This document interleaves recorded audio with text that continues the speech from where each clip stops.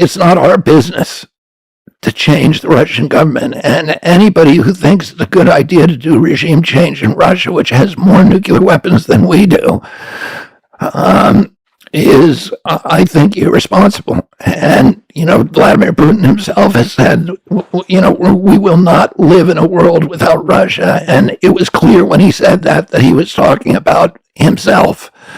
And he has his hand on a button that could bring, Armageddon to the entire planet. So why are we messing with this? It's not our job to change that regime. And we should be making friends with the Russians. We shouldn't be treating them as an enemy. Now we've pushed them into the camp with China. That's not a good thing for our country. And by the way, what we're doing now does not appear to be weakening Putin at all. The following is a conversation with Robert F. Kennedy Jr., candidate for the President of the United States, running as a Democrat. Robert is an activist, lawyer, and author who has challenged some of the world's most powerful corporations, seeking to hold them accountable for the harm they may cause. I love science and engineering. These two pursuits are, to me, the most beautiful and powerful in the history of human civilization. Science is our journey, our fight for uncovering the laws of nature and leveraging them to understand the universe and to lessen the amount of suffering in the world. Some of the greatest human beings I've ever met, including most of my good friends, are scientists and engineers. Again, I love science. But science cannot flourish without epistemic humility, without debate, both in the pages of academic journals and in the public square, in good faith, long-form conversations. Agree or disagree, I believe Robert's voice should be part of the debate. To call him a conspiracy theorist and arrogantly dismiss everything he says without addressing it diminishes the public's trust in the scientific process. At the same time, dogmatic skepticism of all scientific output on controversial topics like the pandemic is equally, if not more, dishonest and destructive. I recommend that people read and listen to Robert F. Kennedy Jr., his arguments and his ideas. But I also recommend, as I say in this conversation, that people read and listen to Vincent Racaniello from This Week in Virology, Dan Wilson from Debunk the Funk, and the Twitter and books of Paul Offit, Eric Topol, and others who are outspoken in their disagreement with Robert. It is disagreement, not conformity, that bends the long arc of humanity toward truth and wisdom. In this process of disagreement, everybody has a lesson to teach you, but we must have the humility to hear it and to learn from it. This is the Lex Fridman Podcast. To support it, please check out our sponsors in the description. And now, dear friends, here's Robert F. Kennedy Jr. It's the 4th of July, Independence Day, so simple big question. What do you love about this country, the United States of America?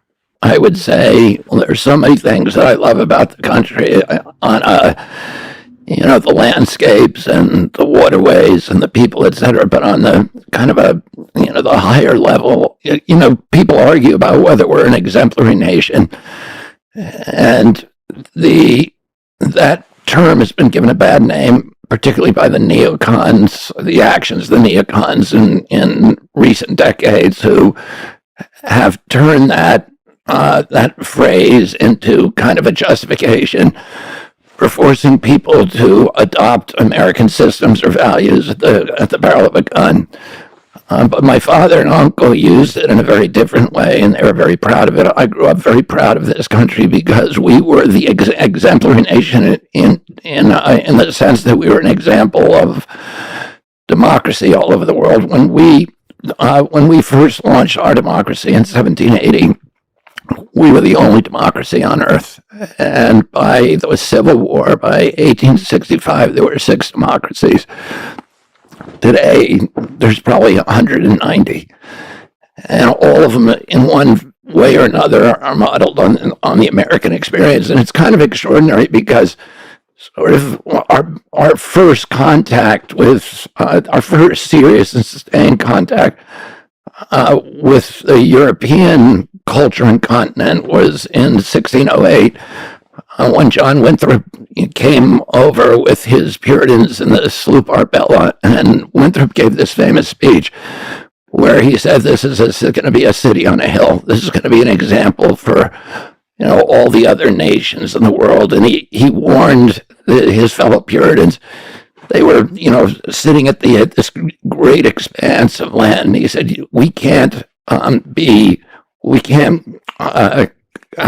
be seduced by the lure of real estate or by the carnal opportunities of this land. We have to take this country as a gift from God and then turn it into an example for the rest of the world of God's love, of God's will, and wisdom." And then 200 years later, 250 years later, they a different generation. They're mainly deists. They're people who had a belief in God, but not so much a love of particularly religious cosmologies. The framers of the Constitution believed that we were creating something that would be replicated around the world, and that it was an example. In democracy, there would be this kind of wisdom from the collective, and the word wisdom means a knowledge of God's will, and that somehow God would speak through the collective in a way that that he or she could not speak through totalitarian regimes. And I think that that's something that, even though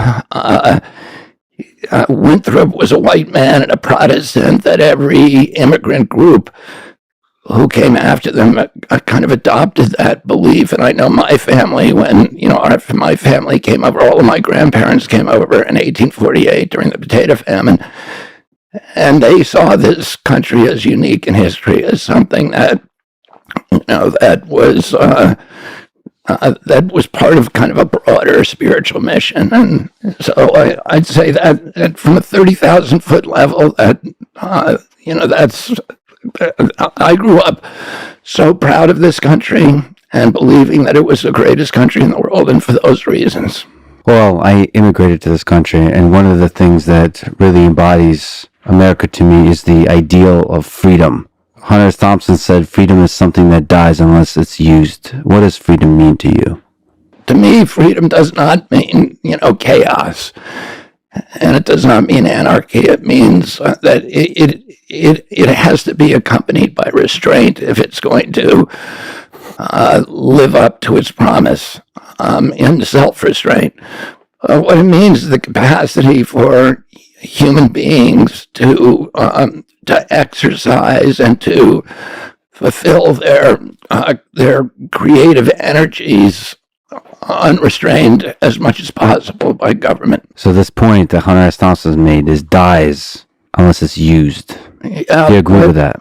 Yeah, I do agree with that. And he was not unique in saying that. Thomas Jefferson said that the tree of liberty had to be watered with the blood of each generation. And what he meant by that is that we can't live off the laurels of the American Revolution. That, we had a generation where between 25,000 and 70,000 Americans died.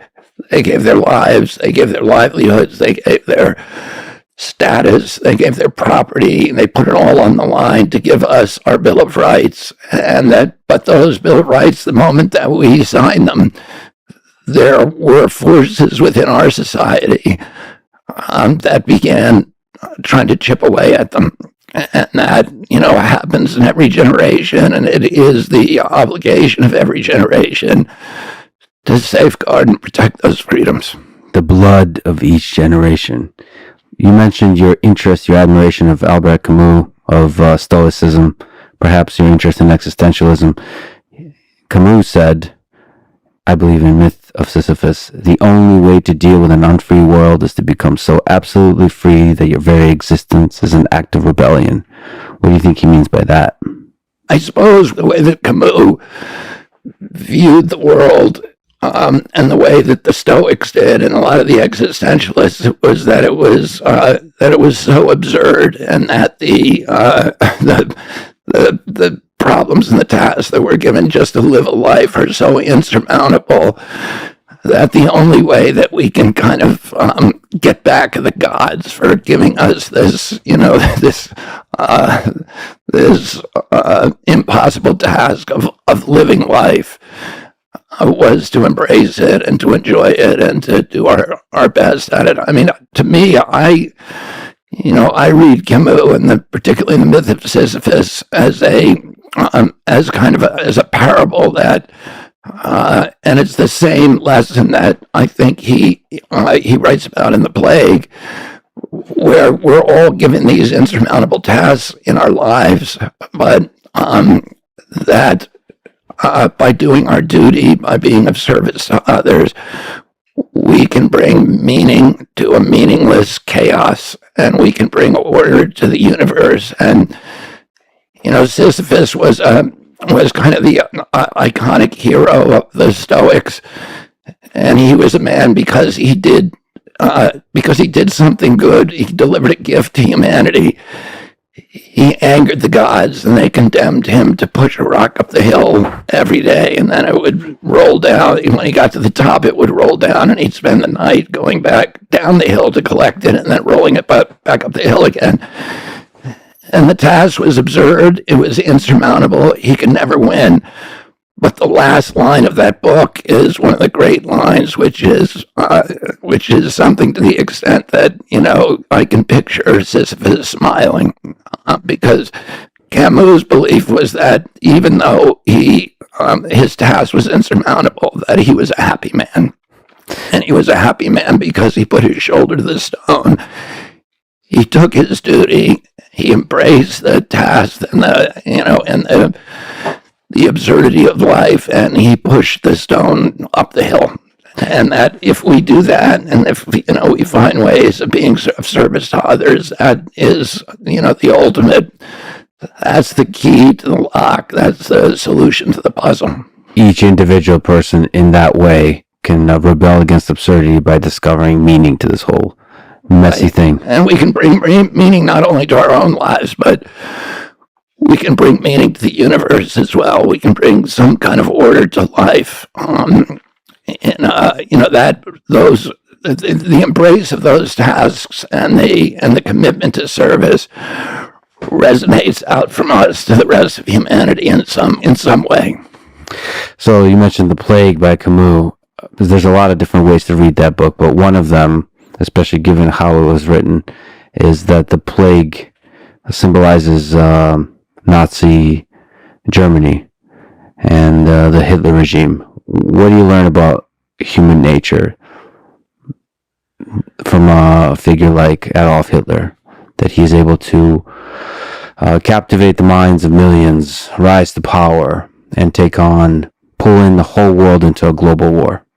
I was born 9 years after the end of World War II, and I grew up in a generation that was, with my parents who were fixated on that, on what happened.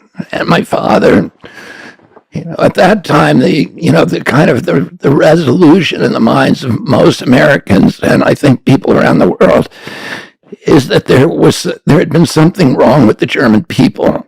That, the Germans had been particularly susceptible to this kind of demagoguery and to following a powerful leader and to industrializing cruelty and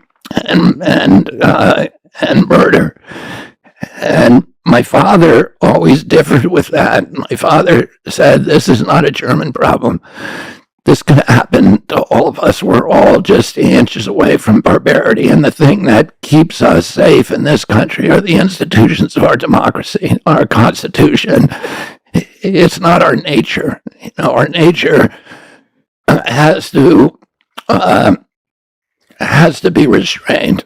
And that comes through self-restraint, but it also, the beauty of our country is that we devise these institutions that are designed to allow us to flourish but at the same time, not to give us enough freedom to flourish, but also create enough order to keep us from collapsing into barbarity.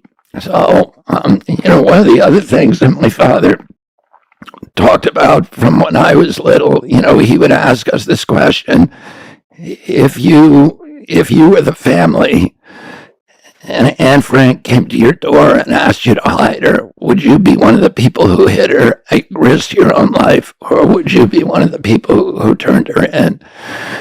And of course, we would all say, well, of course, we would hide Anne Frank and take the risk. But, that's been something, kind of a lesson, a challenge that has always been near the forefront of my mind, that if a totalitarian system ever occurs in the United States, which my father thought was quite possible, he was conscious about how fragile democracy actually is, that would I be one of the ones who would resist the totalitarianism, or would I be one of the people who went along with it? Would I be one of the people who was at the train station in, Krakow or even Berlin, and saw people being shipped off to camps, and just put my head down and pretend I didn't see it, because talking about it would be destructive to my career and maybe my freedom and even my life. That has been a challenge that my father gave to me and all of my brothers and sisters, and it's something that I've never forgotten. A lot of us would like to believe we would resist in that situation, but the reality is most of us wouldn't. And that's a good thing to think about. That human nature is such that we're selfish, even when there's an atrocity going on all around us. And we also, we have the capacity to deceive ourselves. And all of us tend to kind of judge ourselves by our intentions and our actions. What have you learned about life from your father, Robert F. Kennedy? First of all, I'll say this about my uncle, because, I'm going to apply that question to my uncle and my father. My uncle was asked when he first met Jackie Bouvier, who later became Jackie Kennedy. She was a reporter for a newspaper, and she had a kind of column where she'd do these kind of pithy interviews with both famous people and kind of man in the street interviews. And she was interviewing him, and she asked him what he believed his best quality was, his strongest virtue, and she thought that he would say courage, because he had been a war hero. He was the only president who, and this is when he was senator, by the way, who received the Purple Heart, and he had a very kind of famous story of him as a hero in World War II, and then he had come home and he had written a book on moral courage among American politicians and won the Pulitzer Prize. That book, Profiles in Courage, and which was a series of incidents where American political leaders made decisions to embrace principle, even though their careers were at stake, and in most cases were destroyed by their choice. She thought he was going to say courage, but he didn't. He said curiosity. And I think, looking back at his life, that it was true, and that was the quality that allowed him to put himself in the shoes of his adversaries. And he always said that if the only way that we're going to have peace is if we're able to put ourselves in the shoes of our adversaries, understand their behavior and their context. And that's why he was able to, he was able to resist the intelligence apparatus and the military during the Bay of Pigs, when they said, you've got to send in the Essex, the aircraft carrier. And he said no, even though he'd only been in 2 months in office. He was able to stand up to them because he was able to put himself in the shoes of both Castro and Khrushchev and understand there's got to be another solution to this. And then during the Cuban Missile Crisis, he was able to do it when the narrative was, okay, Khrushchev acted in a way as an aggressor to put missiles in our hemisphere. How dare he do that? And Jack and my father were able to say, well, wait a minute, he's doing that because we put missiles in Turkey and Italy that were right on, the Turkish ones right on the Russian border. And they then made a secret deal with Dobrynin, with Ambassador Dobrynin, and with Khrushchev, to remove the missiles in Turkey if he moved the Jupiter missiles from Turkey if so long as Khrushchev removed them from Cuba. There were 13 men on the what they call the ENCON committee, which was the group of people who were deciding, what the action was, what they were going to do to end the Cuban Missile Crisis. And virtually, and of those men, 11 of them wanted to invade and wanted to bomb and invade. And it was Jack, and then later on my father, and Bob McNamara, who were the only people who were with him. But because he was able to see the world from Khrushchev's point of view, he believed that there was another solution. And then he also had the moral courage. So my father, to get back to your question, famously said that moral courage is the most important quality, and it's more rare than courage on the football field or courage in battle than physical courage. It's much more difficult to come by, but it's the most important quality in a human being. And you think that kind of empathy that you referred to, that requires moral courage? It certainly requires moral courage to act on it. And particularly, any time that a nation is at war, there's kind of a momentum or an inertia that says, okay, let's not look at this from the other person's point of view. And that's the time we really need to do that. Well, if we can apply that style of empathy, style of curiosity to the current war in Ukraine, what is your understanding of why Russia invaded Ukraine in February 2022? Vladimir Putin could have avoided the war in the Ukraine. His invasion was illegal, it was unnecessary, and it was brutal. But I think it's important for us to move beyond these kind of comic book depictions of of this insane, avaricious Russian leader who wants to, restore the Soviet Empire, and that's why, and who made an unprovoked invasion of the Ukraine. He was provoked, and we were provoking him, for since 1997. And it's not just me that's saying that. I mean, before Putin ever came in, we were provoking the Russians in this way unnecessarily. And to go back that time in 1992, when the Russians moved out of, when the Soviet Union was collapsing, the Russians moved out of East Germany. And they did that, which was a huge concession to them. They had 400,000 troops in East Germany at that time, and they were facing NATO troops on the other side of the wall. So Gorbachev made this huge concession where he said to George Bush, I'm going to move all of our troops out, and you can then reunify Germany under NATO, which was a hostile army to the Soviet. It was created to, with hostile intent toward the Soviet Union. And he said, you can take Germany, but I want your promise that you will not move NATO to the east. And James Baker, who was his Secretary of State, famously said, I will not move NATO. We will not move NATO 1 inch to the east. So then 5 years later, in 1997, Zbigniew Brzezinski, who was kind of the father of the neocons, who was a Democrat at that time, served in the Carter administration, he said, he published a paper, a blueprint for moving NATO right up to the Russian border, 1,000 miles to the east, and taking over 14 nations.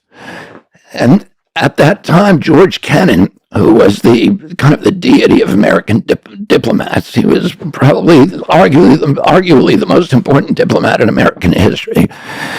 He was the architect of the containment policy during World War II. And he said, this is insane and it's unnecessary. And if you do this, it's going to provoke the the Russians to a violent response. And we should be making friends with the Russians. They lost the Cold War. We should be treating them the way that we treated our adversaries after World War II, like with a Marshall Plan to try to help them incorporate into Europe and to be part of the brotherhood of man and of Western nations. We shouldn't continue to be treating them as an enemy and particularly surrounding them at their borders. William Perry, who was then the Secretary of Defense under Bill Clinton, threatened to resign. He was so upset by this plan to move NATO to the east. And William Burns, who was then the U.S. ambassador to the Soviet Union, who is now, at this moment, the head of the CIA, said at that time the same thing. If you do this, it is going to provoke the Russians toward a military response. And we moved all around Russia. We moved to 14 nations, 1,000 miles to the east, and we put Aegis missile systems in 2 nations in Romania and Poland. So we did what the Russians had done to us in 1962 that would have provoked an invasion of Cuba. We put those missile systems back there, and then we walk away unilaterally, from the 2 nuclear missile treaties, the intermediate nuclear missile treaties that we had with the Soviet Union, with Russia. And when neither of us would put those missile systems on the borders, we walk away from that and we put Aegis missile systems, which are nuclear capable. They can carry the Tomahawk missiles, which have nuclear warheads. So the last country that they didn't take was the Ukraine. And the Russians said, and in fact, Bill Perry said this, or William Burns said it, this is now the head of the CIA. It is a red line. If we bring NATO into Ukraine, that is a red line for the Russians. They cannot live with it. Russia has been invaded 3 times through the Ukraine. The last time it was invaded, the Germans killed 1 out of every 7 Russians. They destroyed. My uncle described what happened to Russia in his famous American University speech in 1963, 60 years ago this month, or last month, 60 years ago in June 10th, 1963. He told that speech was telling American people, put yourself in the shoes of the Russians. We need to do that if we're gonna make peace. And he said, all of us have been taught, that we won the war, but we didn't win the war. The Russians, if anybody won the war against Hitler, it was the Russians. Their country was destroyed. All of their cities, and he said, imagine if all of the cities from the East Coast of Chicago were reduced to rubble and all of the fields burned, all of the forests burned. That's what happened to Russia. That's what they gave so that we could get rid of Adolf Hitler. And he had them put themselves in their position. And, today there's none of that happening. We have refused repeatedly to talk to the Russians. We've broken up. There's 2 treaties, the Minsk agreements, which the Russians were willing to sign. And they said, we will stay out. The Russians didn't want the Ukraine. They showed that when the Donbass region voted 90-10 to leave and go to Russia. Putin said, no. We want Ukraine to stay intact, but we want you to sign the Minsk Accords the Russians were very worried because of the U.S. involvement in the coup in Ukraine in 2014. And then the oppression and the killing of 14,000 ethnic Russians. And Russia has the same way that if Mexico put Aegis missile systems from China or Russia on our border and then killed 14,000 expats American, we would go in there. Oh, he does have a national security interest in the Ukraine. He has an interest in protecting the Russian-speaking people of the Ukraine, the ethnic Russians, and the Minsk Accords did that. It left Ukraine as part of Russia. It left them as a semi-autonomous region that could continue to use their own language, which is essentially banned by the coup, by the government we put in 2014. And we sabotaged that agreement. And we now know in April of 2022, Zelensky and Putin had inked a deal already to another peace agreement, and that the United States sent Boris Johnson, the neocons in the White House sent Boris Johnson over to the Ukraine to sabotage that agreement. So what do I think? I think this is a proxy war. I think this is a war that the neocons in the White House wanted. They've said for 2 decades they wanted this war, and that they wanted to use Ukraine as a pawn in a proxy war between United States and Russia, the same as we used Afghanistan. And in fact, they say it. This is the model. Let's use the Afghanistan model. That was said again and again. And to get the Russians to overextend their troops and then fight them using local fighters and U.S. weapons. And when President Biden was asked, why are we in the Ukraine, he was honest. He says to depose Vladimir Putin, regime change for Vladimir Putin. And when his Defense Secretary Lloyd Austin in April 2022 was asked, why are we there? He said to degrade the Russians' capacity to fight anywhere, to exhaust the Russian army and degrade its capacity to fight elsewhere in the world. That's not a humanitarian mission. That's not what we were told. We were told this was an unprovoked invasion, and that we're there to bring a humanitarian relief to the Ukrainians. But that is the opposite. That is a war of attrition that is designed to chew up, to turn this little nation into an abattoir of death for the flower of Ukrainian youth in order to advance a geopolitical ambition of certain people within the White House. And, I think that's wrong. We should be talking to the Russians the way that, Nixon talked to Brezhnev, the way that Bush talked to Gorbachev, the way that my uncle talked to Khrushchev. We need to be talking with the Russians. We should, and negotiating. And we need to be looking about how do we end this and preserve peace in Europe. Would you, as president, sit down and have a conversation with Vladimir Putin and Volodymyr Zelensky separately and together to negotiate peace? Absolutely. What about Vladimir Putin? He's been in power since 2000. So as the old adage goes, power corrupts, and absolute power corrupts absolutely. Do you think he has been corrupted by being in power for so long? If you think of the man, if you look at his mind. Listen, I don't know exactly. I can't say because I don't know enough about him or about, the evidence that I've seen is that he is homicidal. He kills his enemies or poisons them. And, the reaction I've seen to that, to hit those accusations from him have not been to deny that, but to kind of laugh it off. I think he's a dangerous man, and that, of course, there's probably corruption in his regime. But having said that, it's not our business to change the Russian government. And anybody who thinks it's a good idea to do regime change in Russia, which has more nuclear weapons than we do,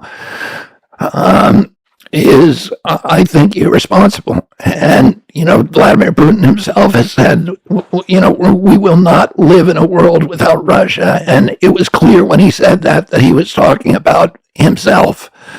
And he has his hand on a button that could bring, Armageddon to the entire planet. So why are we messing with this? It's not our job to change that regime. And we should be making friends with the Russians. We shouldn't be treating them as an enemy. Now we've pushed them into the camp with China. That's not a good thing for our country. And by the way, what we're doing now does not appear to be weakening Putin at all. Putin now, if you believe the polls that are coming out of Russia, they show him, the most recent polls that I've seen show him with an 89% popularity, that people in Russia support the war in Ukraine, and they support him as an individual.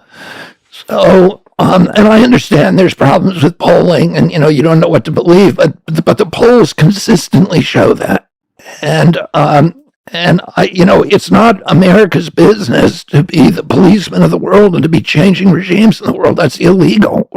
We shouldn't be breaking international laws. We should actually be looking for ways to improve relationships with Russia, not to destroy Russia, not to choose its leadership for them. That's up to the Russian people, not us. So, step one is to sit down and empathize with the leaders of both nations to understand their history, their concerns, their hopes. Just to open the door for conversation so they're not back to the corner.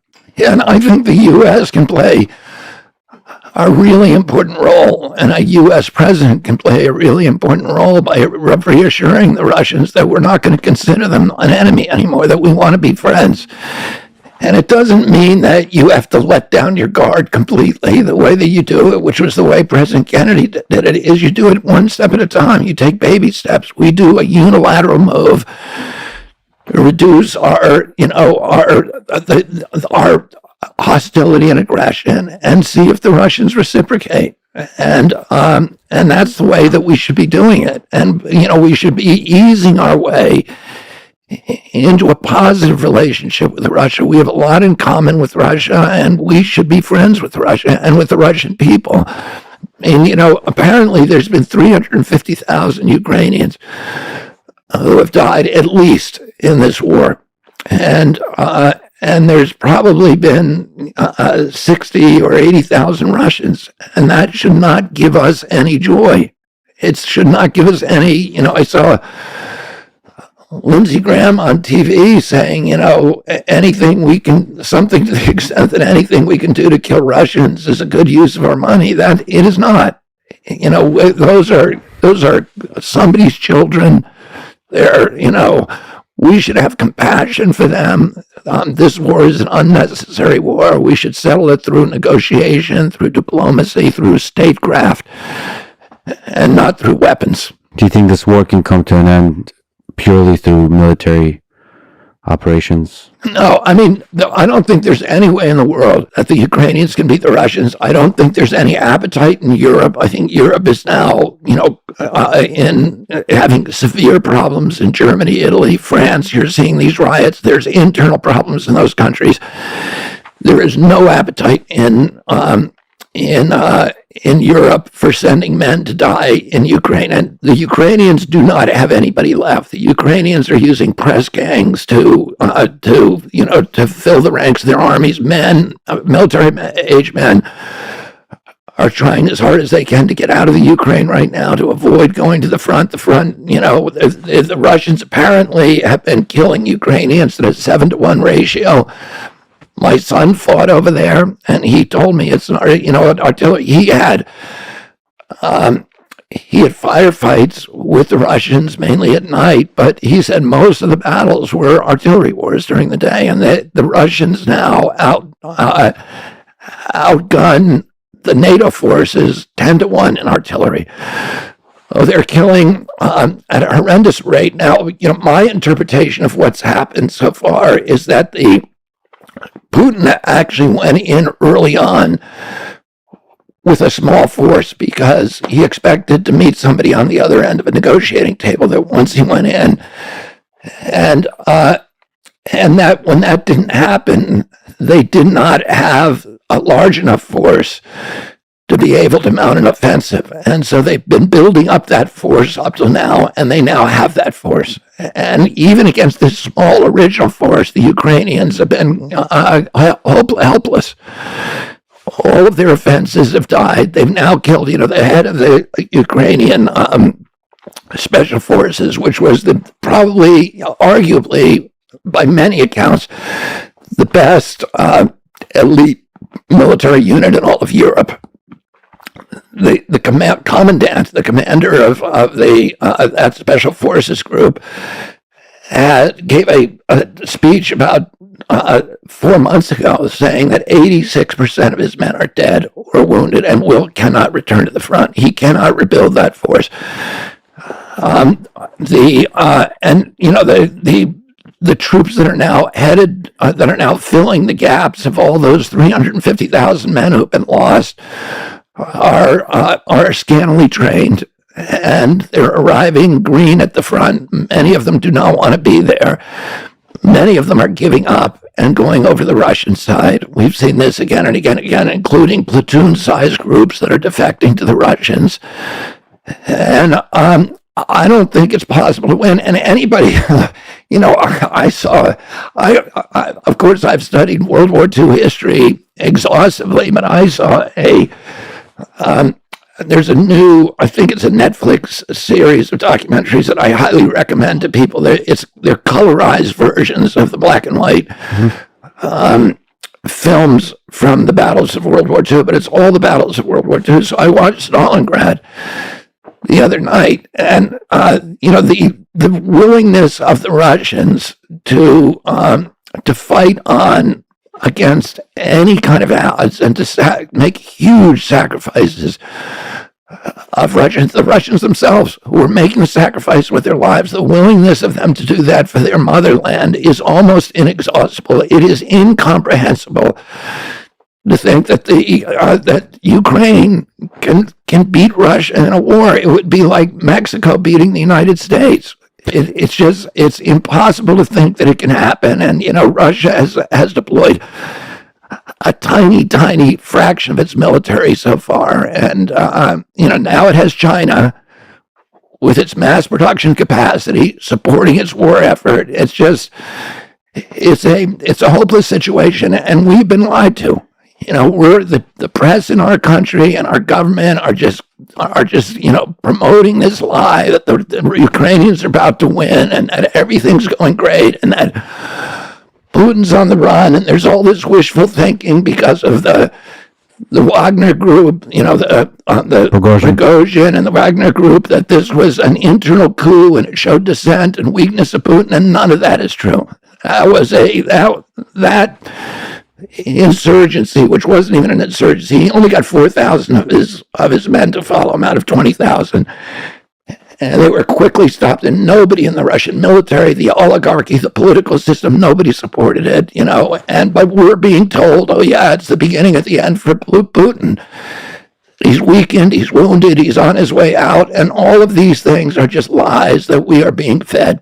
So to push back on a small aspect of this that you kind of implied, so I've traveled to Ukraine, and one thing that I should say, similar to the Battle of Stalingrad, it is not only the Russians that fight to the end. I think Ukrainians are very willing to fight to the end, and the morale there is quite high. I've talked to nobody.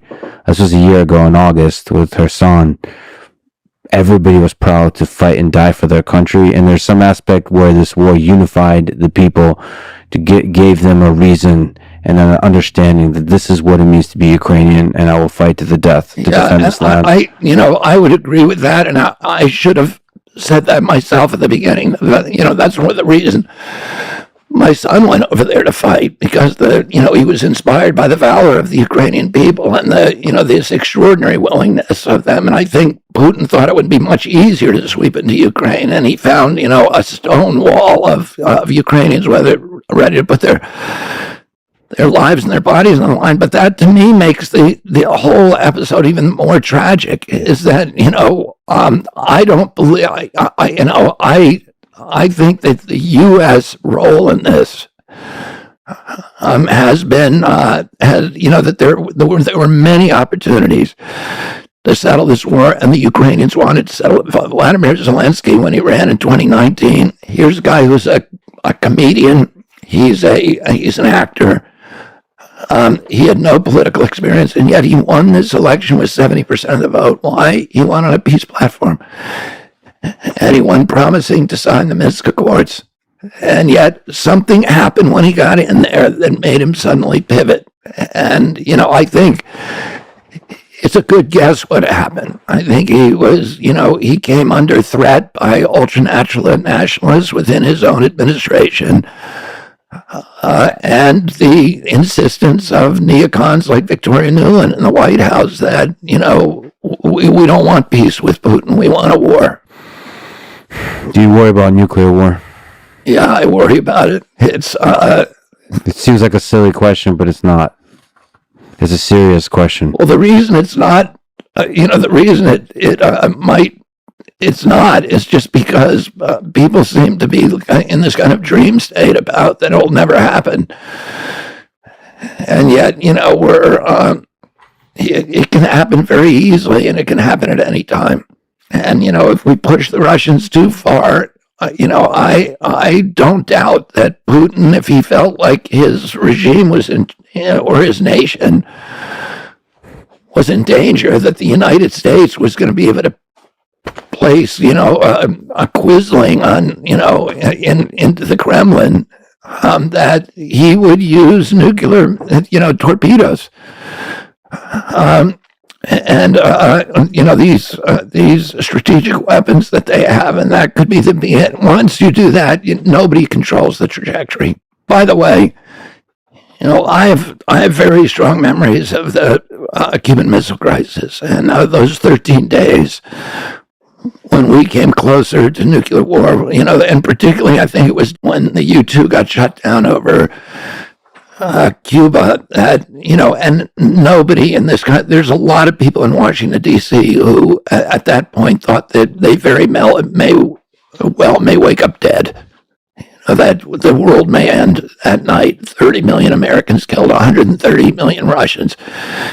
This is what our military brass wanted. They saw a war with Russia, a nuclear exchange with Russia, as not only inevitable, but also desirable, because they wanted to do it now. Well, we still had a superiority. Can you actually go through the feelings you've had about the Cuban Missile Crisis? Like, what are your memories of it? What are some interesting kind of... in the middle of, I was going to school in Washington, D.C. to Sidwell, or to Our Lady of Victory, which is in Washington, D.C. So I lived in Virginia across the Potomac, and we would cross the bridge every day into D.C. And during the crisis, U.S. Marshals came to my house to take us, I think, around day 8. My father was spending the night at the White House. He wasn't coming home. He was staying with the ExComm committee and sleeping there, and they were up, 24 hours a day. They were debating and trying to figure out what was happening. And but we had U.S. Marshals come to our house to take us down. They were going to take us down to White Sulphur Springs in southern Virginia, in the Blue Ridge Mountains, where there was an underground city, essentially a bunker that was like a city, and apparently it had McDonald's in it and a lot of other, it was a full city for the U.S. government and their families. U.S. Marshals came to our house to take us down there, and I was very excited about doing that. And this was at a time, when we were doing the drills, we were doing the duck and cover drills once a week at our school, where they would tell you when the alarms go off, then you put your head under the table, you remove the sharps from your desk, put them inside your desk, you put your head under the table, and you wait, and the initial blast will take the windows out of the school, and then we all stand up and file in an orderly fashion into the basement, where we're going to be for the next 6 or 8 months or whatever. But in the basement, where we went occasionally in those corridors, were lined with freeze-dried food canisters up to from floor to ceiling. So people were, we were all preparing for this, and it was, Bob McNamara, who was a friend of mine, and was one of my father's close friends, as Secretary of Defense. He later called it mass psychosis. And my father deeply regretted participating in the bomb shelter program, because he said it was part of a psychological psyop trick to teach Americans that nuclear war was acceptable, that it was survivable. But my father, anyway, when the Marshals came to our house to take me and my brother Joe away, and we were the ones who were home at that time, my father called, and he talked to us on the phone, and he said, I don't want you going down there because if you disappear from school, people are going to panic. And I need you to be a good soldier and go to school. And he said something to me during that period, which was that if a nuclear war happened, it would be better to be among the dead than the living, which I did not believe. Okay, I mean, I had already prepared myself for the for the dystopian future, and I knew I could. I spent every day in the woods. I knew that I could survive by catching crawfish and cooking mud puppies and do whatever I had to do. But I felt like, okay, I can handle this. And I really wanted to see the setup down in, this underground city. But anyway, that was, part of it for me. My father was away and, the last days of it. My father got this idea because Khrushchev had sent 2 letters. He sent one letter that was conciliatory, and then he sent a letter that after his Joint Chiefs and the warmongers around him saw that letter and they disapproved of it. They sent another letter that was extremely belligerent. And my father had the idea, let's just pretend we didn't get the second letter and reply to the first one. And then he went down to Dobrynin, and he met Dobrynin in the Justice Department. And Dobrynin was the Soviet ambassador, and they proposed this settlement, which was a secret settlement where Khrushchev would withdraw the missiles from Cuba. Khrushchev had put the missiles in Cuba because we had put missiles, nuclear missiles in Turkey and Italy. And my uncle's secret deal was that if Khrushchev removed the missiles from Cuba, within 6 months, he would get rid of the Jupiter missiles in Turkey. But if Khrushchev told anybody about the deal, it was off. So if news got out about that secret deal, it was off. But that was the actual deal. And Khrushchev complied with it, and then my uncle complied with it. How much of that part of human history turned on the decisions of one person? I think that's one of the, because that, of course, is the perennial question, right? Is history kind of on an automatic pilot, and human decisions, the decisions of leaders, really only have a marginal or incremental bearing on what is going to happen anyway. But I think that is and historians argue about that all the time.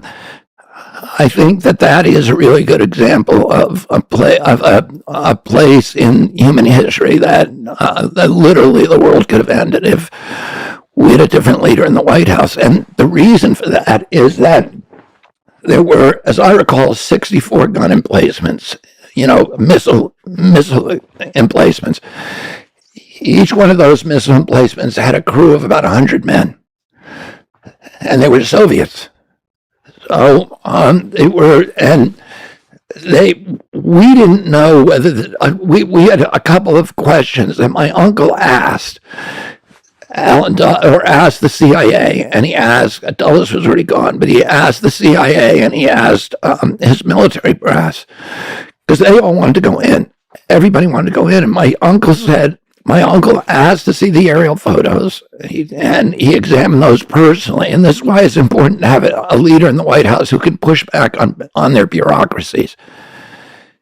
And then he asked them, who's manning those missile sites, and are they Russians? And if they're Russians and we bomb them, isn't it going to force Khrushchev to then go into Berlin? And that would be the beginning of a cascade effect that would, highly likely to end in nuclear confrontation. And the military brass said to my uncle, "Oh, we don't think he'll have the guts to do that." Mm-hmm. So my uncle was like, "That's what you're betting on?" And they all wanted him to go in. They wanted him to bomb the sites and then invade Cuba. Mm-hmm. And he said, if we bomb those sites, we're going to be killing Russians. And it's going to provoke Russia into some response. And the obvious response is for them to go into Berlin. But the thing that we didn't know then, that we didn't find out until I think, there was like a 30-year anniversary of the Cuban Missile Crisis in Havana. And what we learned then was that from the Russians who came, to that event. It was like a symposium where everybody on both sides talked about it, and we learned a lot of stuff that nobody knew before.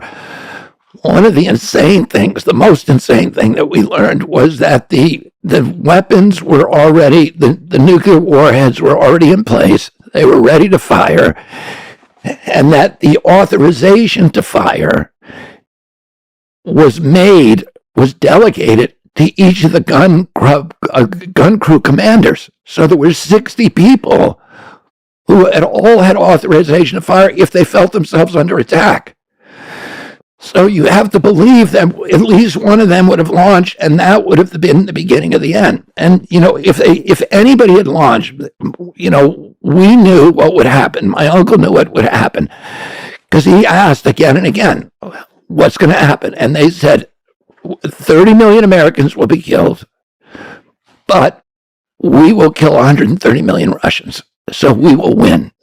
And that was a victory for them.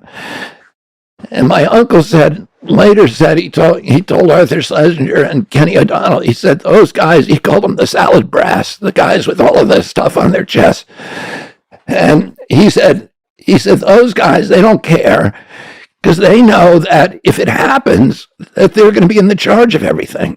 They're the ones who are going to be running the world after that. Mm-hmm. So for them, there was an incentive to kill 130 million Russians and 30 million Americans. But my uncle, he had this correspondence with Khrushchev. They were secretly corresponding with each other. And that is what saved the world, is that both of them had been men of war.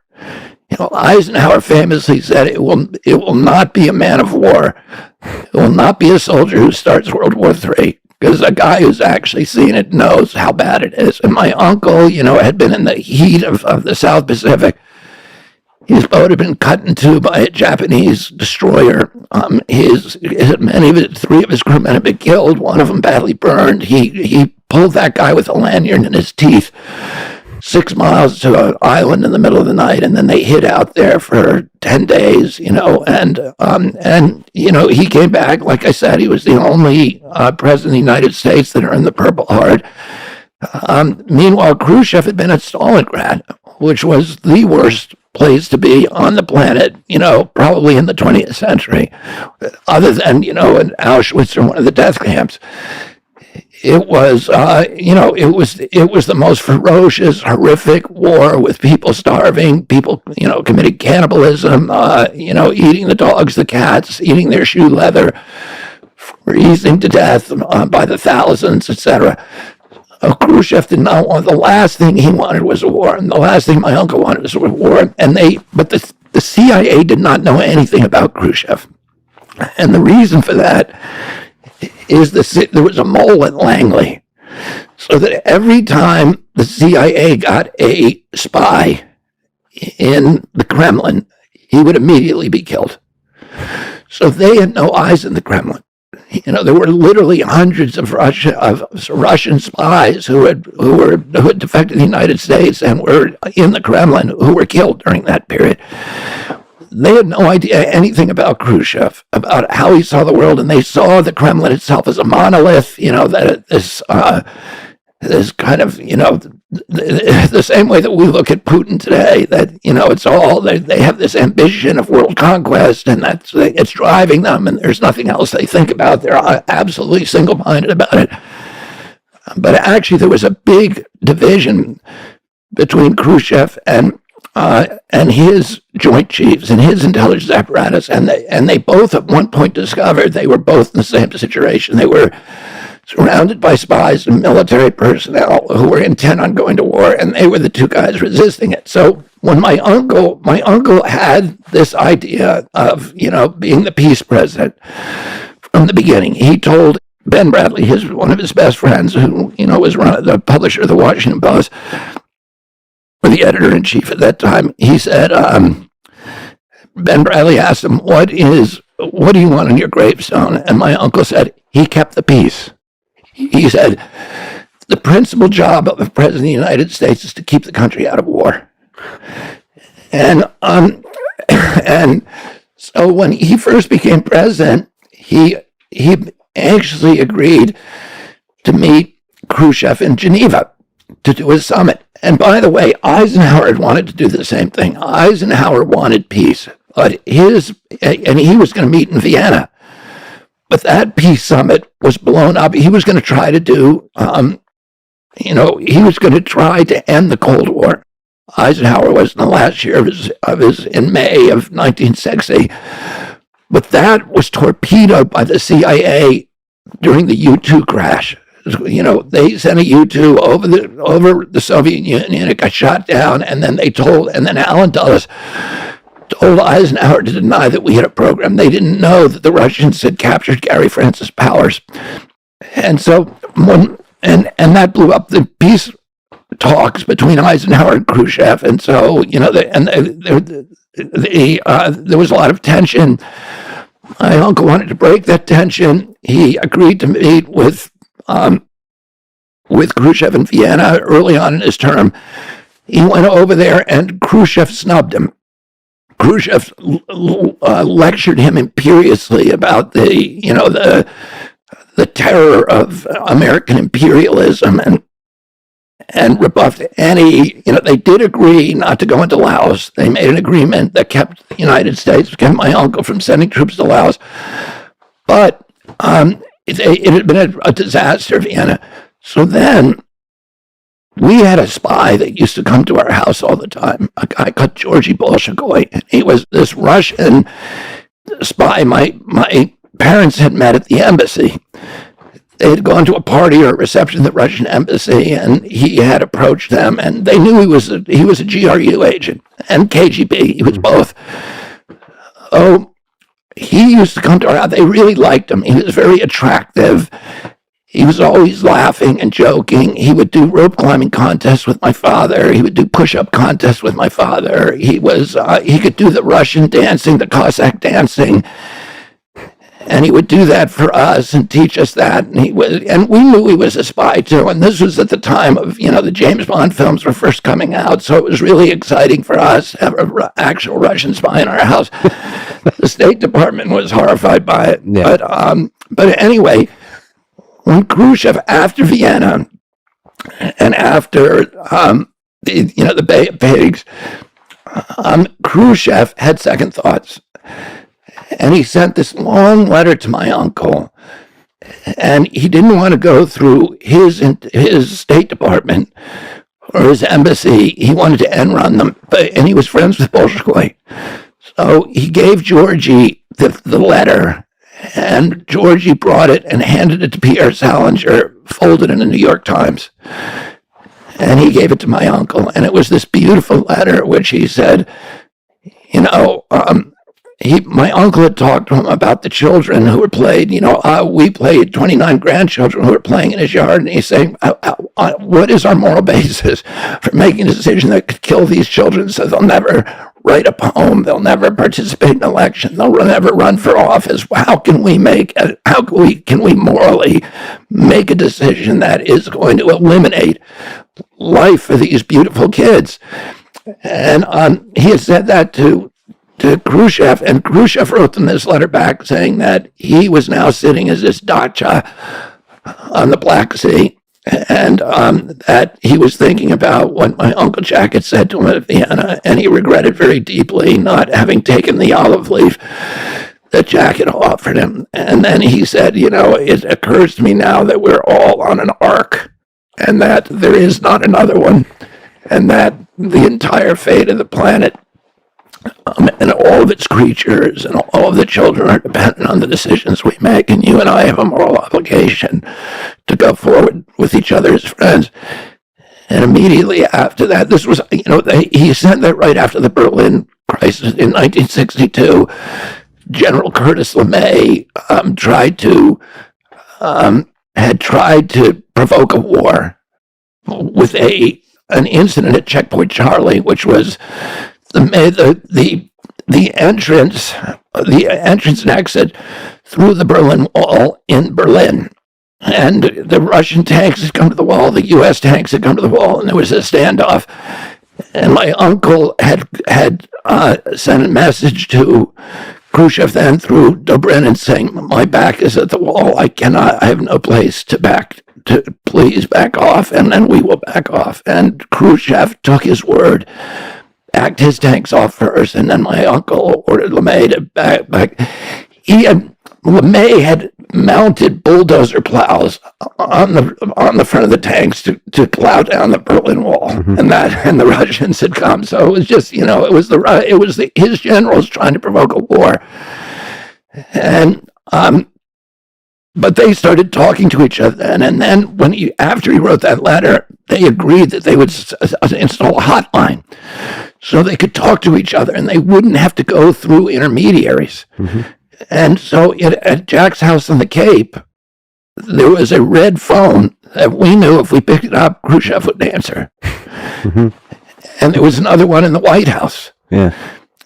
But they knew it was important to talk to each other, and you just wish that we had that kind of leadership today.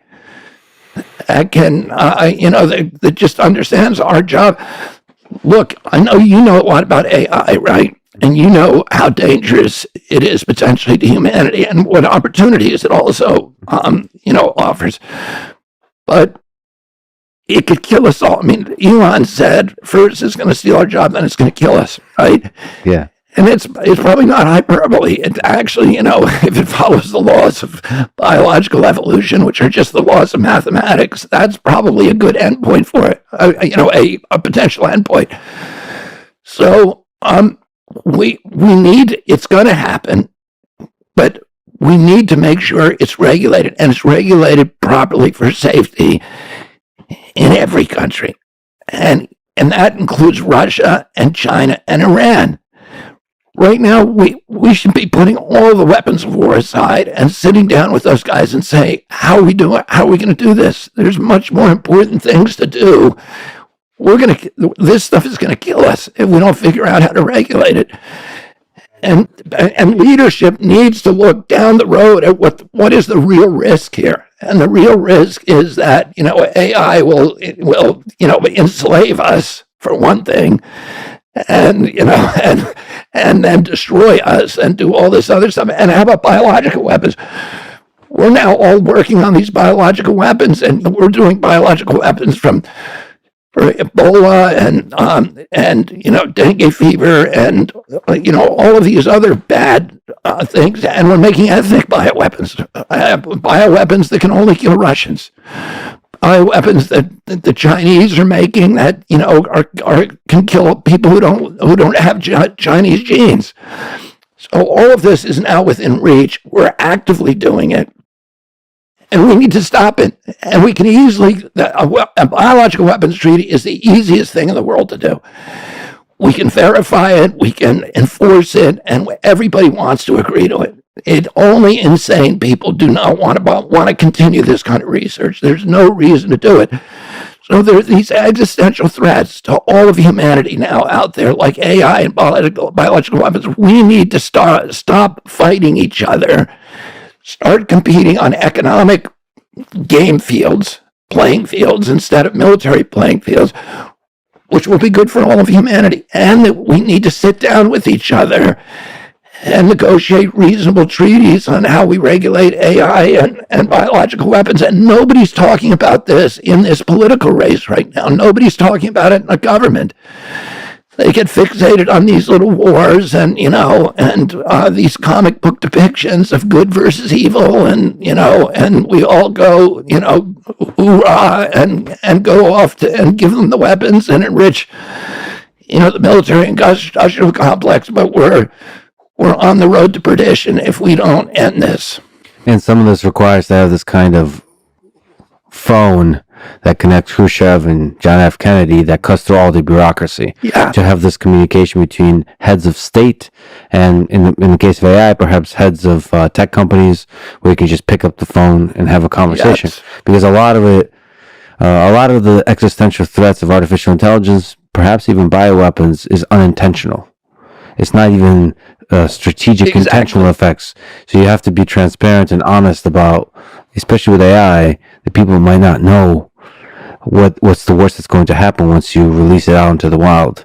And you have to have an honest communication about how to do it, so that companies are not terrified of regulation, overreach of regulation, and then government is not terrified of tech companies of manipulating them in some direct or indirect ways. So like there's a trust that builds versus a distrust.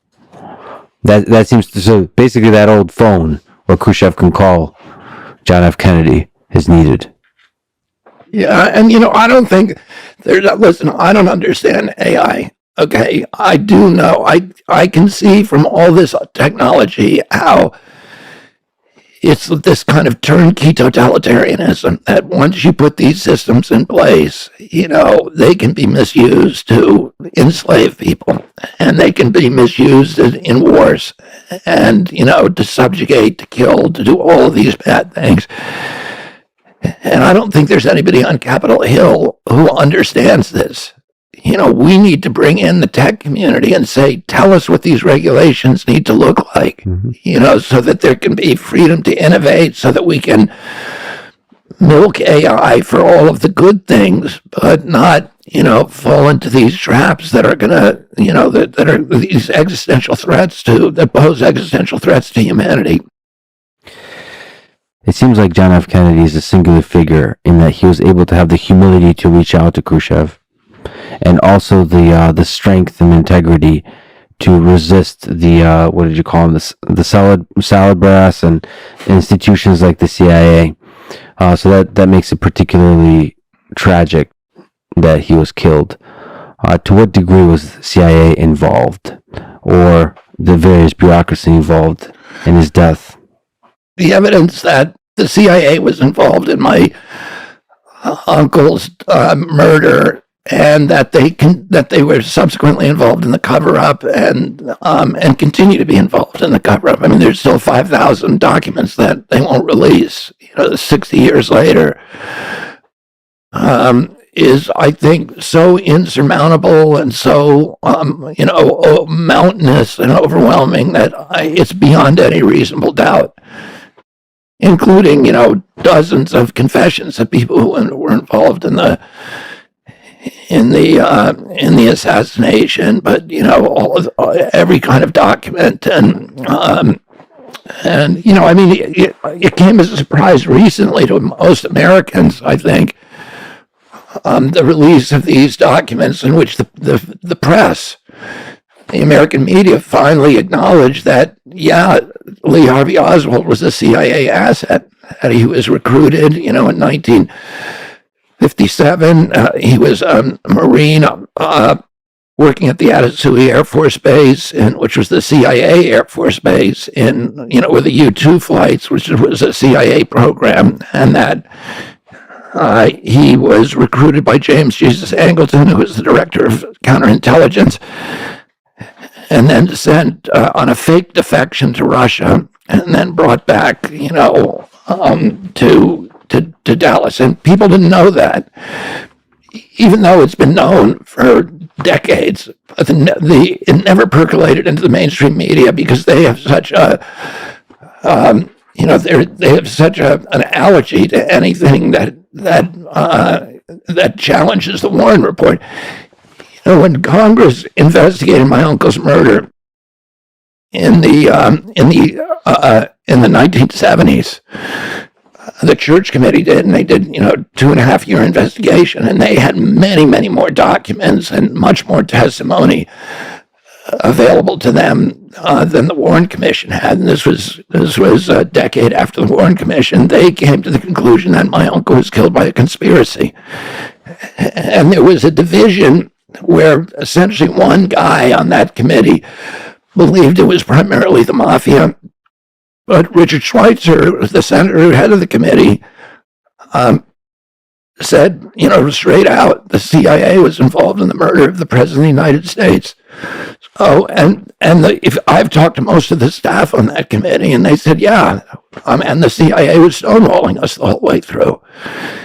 And the actual people that the CIA appointed, George Johannides, who the CIA appointed as a liaison to the committee, they brought him out of retirement. He had been one of the masterminds of the assassination.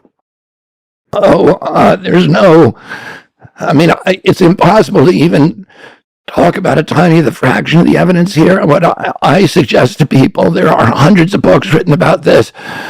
that, assemble this evidence and mobilize the evidence. The best book to me for people to read is James Douglas's book, which is called The Unspeakable.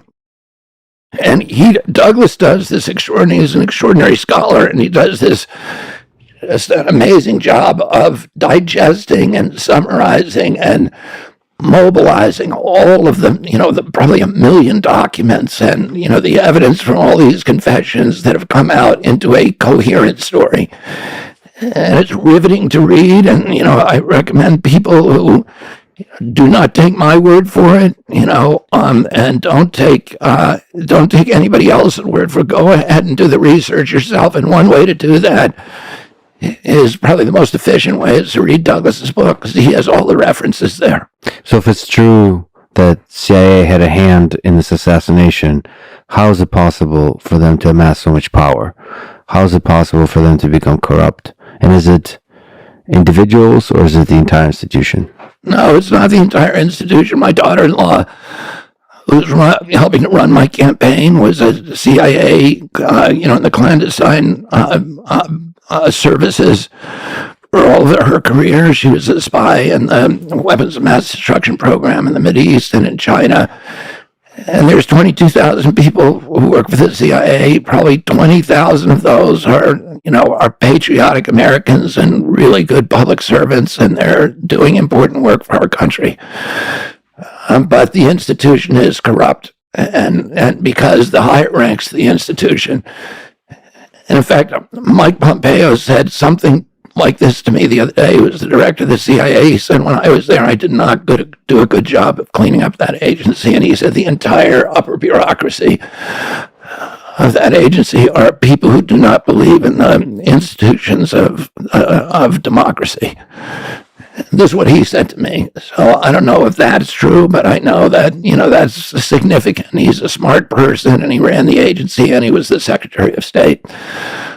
But it's no mystery how that happened. We know the history. The CIA was originally, first of all, there was great reluctance in 1947 that for the first time, we had a secret spy agency in this country during World War II called the OSS. That was disbanded after the war because Congress said having a secret spy agency is incompatible with a democracy. Secret spy agencies are things that, like the KGB, the Stasi in East Germany, Savak in Iran, and PEEP in Chile, and whatever, all over the world. They all have to do with totalitarian governments. They're not something that you can have that it's antithetical to democracy to have that. But in 1947, we created it. Truman signed it in, but it was initially an espionage agency, which means information gathering, which is important.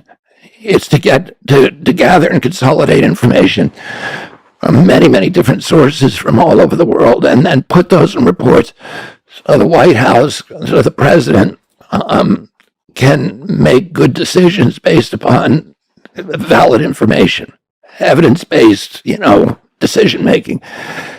But Allen Dulles, who was essentially the first head of the agency, made a series of legislative machinations and political machinations that gave additional powers to the agency and opened up the what they called then the plans division, which is the plans division is the dirty tricks, it's the black ops, fixing elections, murdering what they call executive action, which means killing foreign leaders, and making small wars, and bribing and blackmailing people, stealing elections, and that kind of thing. And the reason at that time, we were in the middle of the Cold War, and Truman and then Eisenhower did not want to go to war. They didn't want to commit troops. And it seemed to them that, this was a way of kind of fighting the Cold War secretly and doing it at minimal cost by changing events sort of invisibly. And so it was seductive to them. But everybody, Congress, when they first voted it in place, both political parties said, if we create this thing, it could turn into a monster and it could undermine our values. And today, it's so powerful, and then nobody knows what its budget is. Plus, it has its own investment fund, In-Q-Tel, which has invested, made, I think, 2,000 investments in Silicon Valley. So it has ownership of a lot of these tech companies that, and a lot of the CEOs of those tech companies have signed state secrecy agreements with the CIA, which if they even reveal that they have signed that, they can go to jail for 20 years and have their assets removed, etc. So the influence that the agency has, the capacity to influence events at every level in our country, is really frightening. And then for most of its life, the CIA was banned from propagandizing Americans. But we learned that they were doing it anyway. So in 1973, during the Church Committee hearings, we learned that the CIA had a program called Operation Mockingbird, where they had at least 400 members, leading members of the United States Press Corps, from the New York Times, the Washington Post, ABC, CBS, NBC, etc., who were secretly working for the agency and steering news coverage to support CIA priorities. And they agreed at that time to disband Operation Mockingbird in '73. But there's indications they didn't do that, and the CIA today is the biggest funder of journalism around the world. The biggest funder is through USAID. The United States funds journalism in almost every country in the world. It owns newspapers. It has journalists on it, thousands and thousands of journalists on its payroll.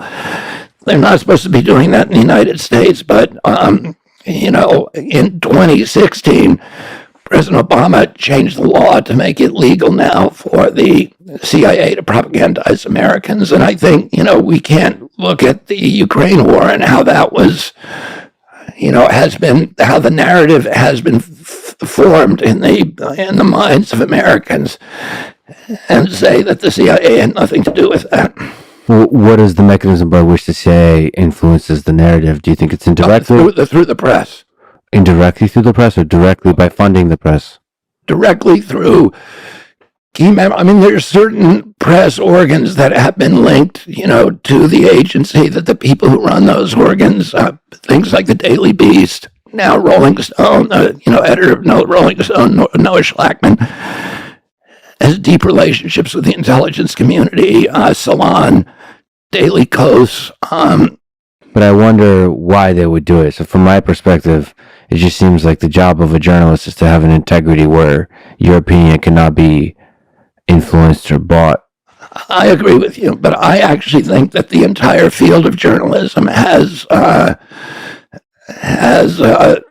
really shamed itself in recent years, because it's become, the principal newspapers in this country and the television stations, the legacy media, have abandoned their tradition of which was, when I was a kid, listen, my house was filled with the greatest journalists alive at that time. People like Ben Bradley, like Anthony Lewis, Mary McGrory, Pete Hamill, Jack Newfield, Jimmy Breslin, and many, many others. And after my father died, they started the RFK Journalism Awards to recognize integrity and courage, journalistic integrity and courage. And for that generation of journalism, they believed that the function of a journalist was to maintain this posture of fierce skepticism toward any aggregation of power, including government authority. That people in authority lie, and that they always have to be questioned, and that their job was to speak truth to power and to be guardians of the First Amendment right to free expression. But if you look what happened during the pandemic, it was the inverse of that kind of journalism, where the major press organs in this country were, instead of speaking truth to power, they were doing the opposite. They were broadcasting propaganda. They became propaganda organs for the government agencies. And they were actually censoring the speech of anybody who dissents of the powerless. Oh, and in fact, it was an organized conspiracy.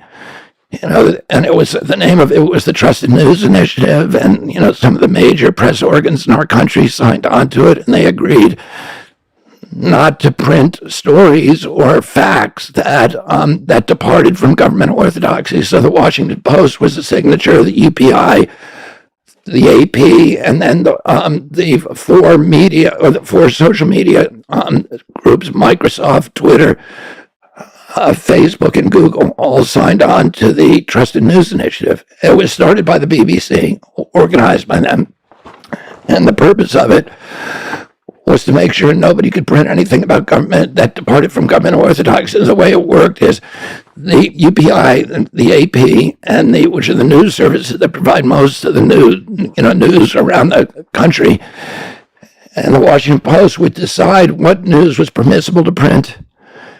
And a lot of it was about COVID, but also Hunter Biden's laptops, where it was impermissible to suggest that those were real or that they had stuff on there that was compromising. And by the way, what I'm telling you is all well documented, and I'm litigating on it right now. So I'm part of a lawsuit against the TNI. And so I know a lot about what happened, and I have all this documented. And people can go to our website. There's a letter on my Substack now to Michael Scher of the Washington Post that outlines all this and gives all my sources. Because Michael Scher accused me of being a conspiracy theorist when he was actually part of a conspiracy, a true conspiracy, to suppress anybody who was departing from government orthodoxies by either censoring them completely or labeling them conspiracy theorists.